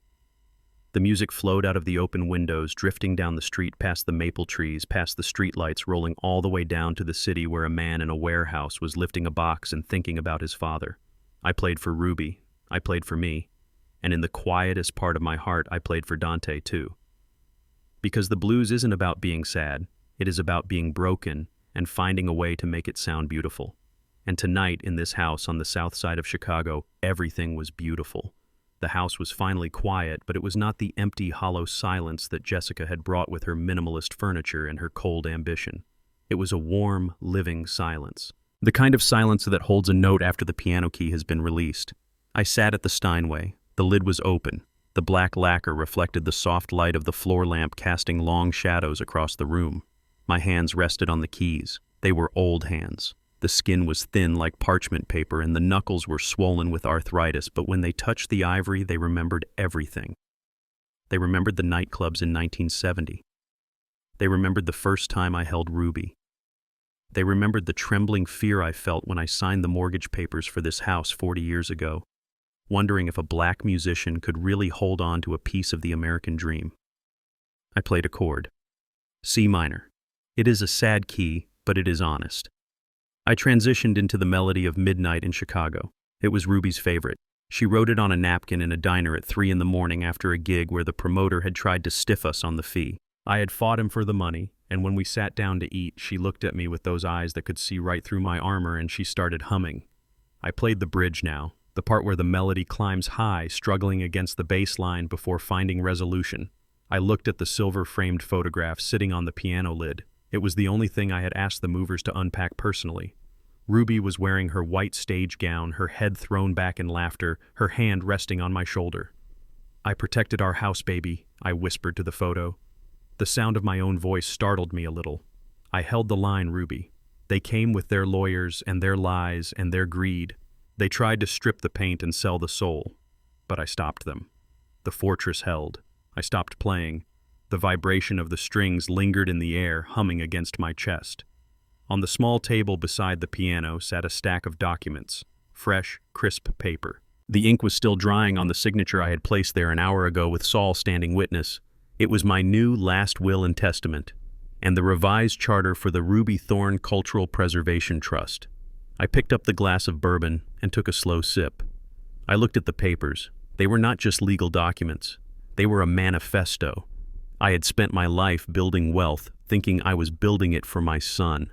I thought that leaving him a paid-off house and a heavy bank account was an act of love. I thought I was giving him the head start I never had, but I was wrong.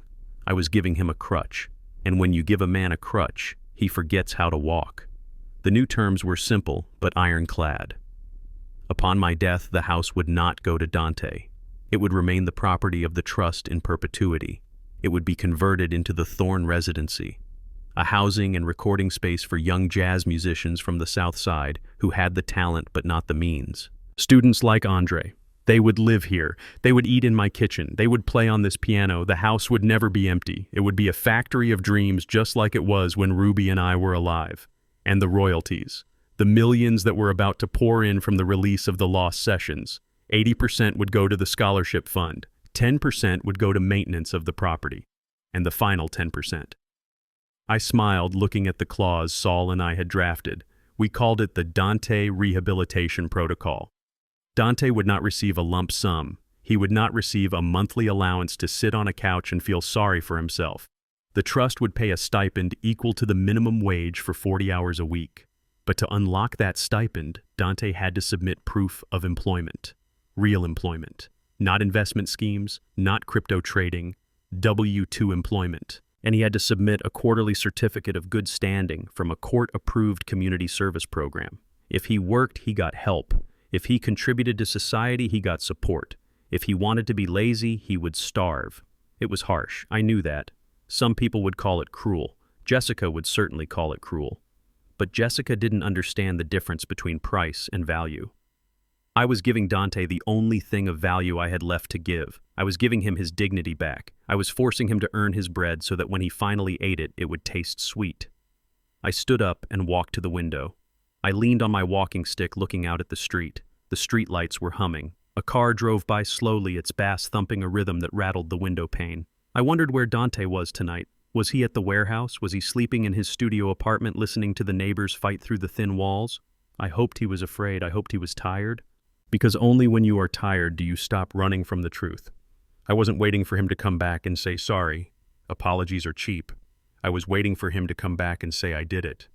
Until then, the porch light would stay off. I turned back to the room. The terracotta walls seemed to glow. The books were back on the shelves. The smell of Jessica's lavender air freshener was gone, replaced by the scent of old paper lemon oil and bourbon. I wasn't lonely. People think that living alone in a big house is lonely. They think an old man without his family is a tragedy. But they don't know me. I have my ghosts. I have the music. I have the satisfaction of knowing that I stared down the barrel of betrayal and didn't blink. I have honor. I walked back to the piano. I sat down one last time. The night was young. I had a bottle of good bourbon. I had a new notebook of blank music paper waiting on the stand. I picked up a pencil. They tried to write the end of my story. They tried to write a tragedy about a senile old victim, but I am Elijah Thorne. I produce my own records, and I decide when the song ends. I put the pencil to the paper. I drew a treble clef. Movement 1, The Awakening. I started to play. A major chord this time, bright, strong, defiant. The music filled the house, pushing back the shadows, filling every corner with life. I was 73 years old. I had a bad hip. I had a broken heart. But as my fingers flew across the keys, I felt something I hadn't felt in years. I felt free.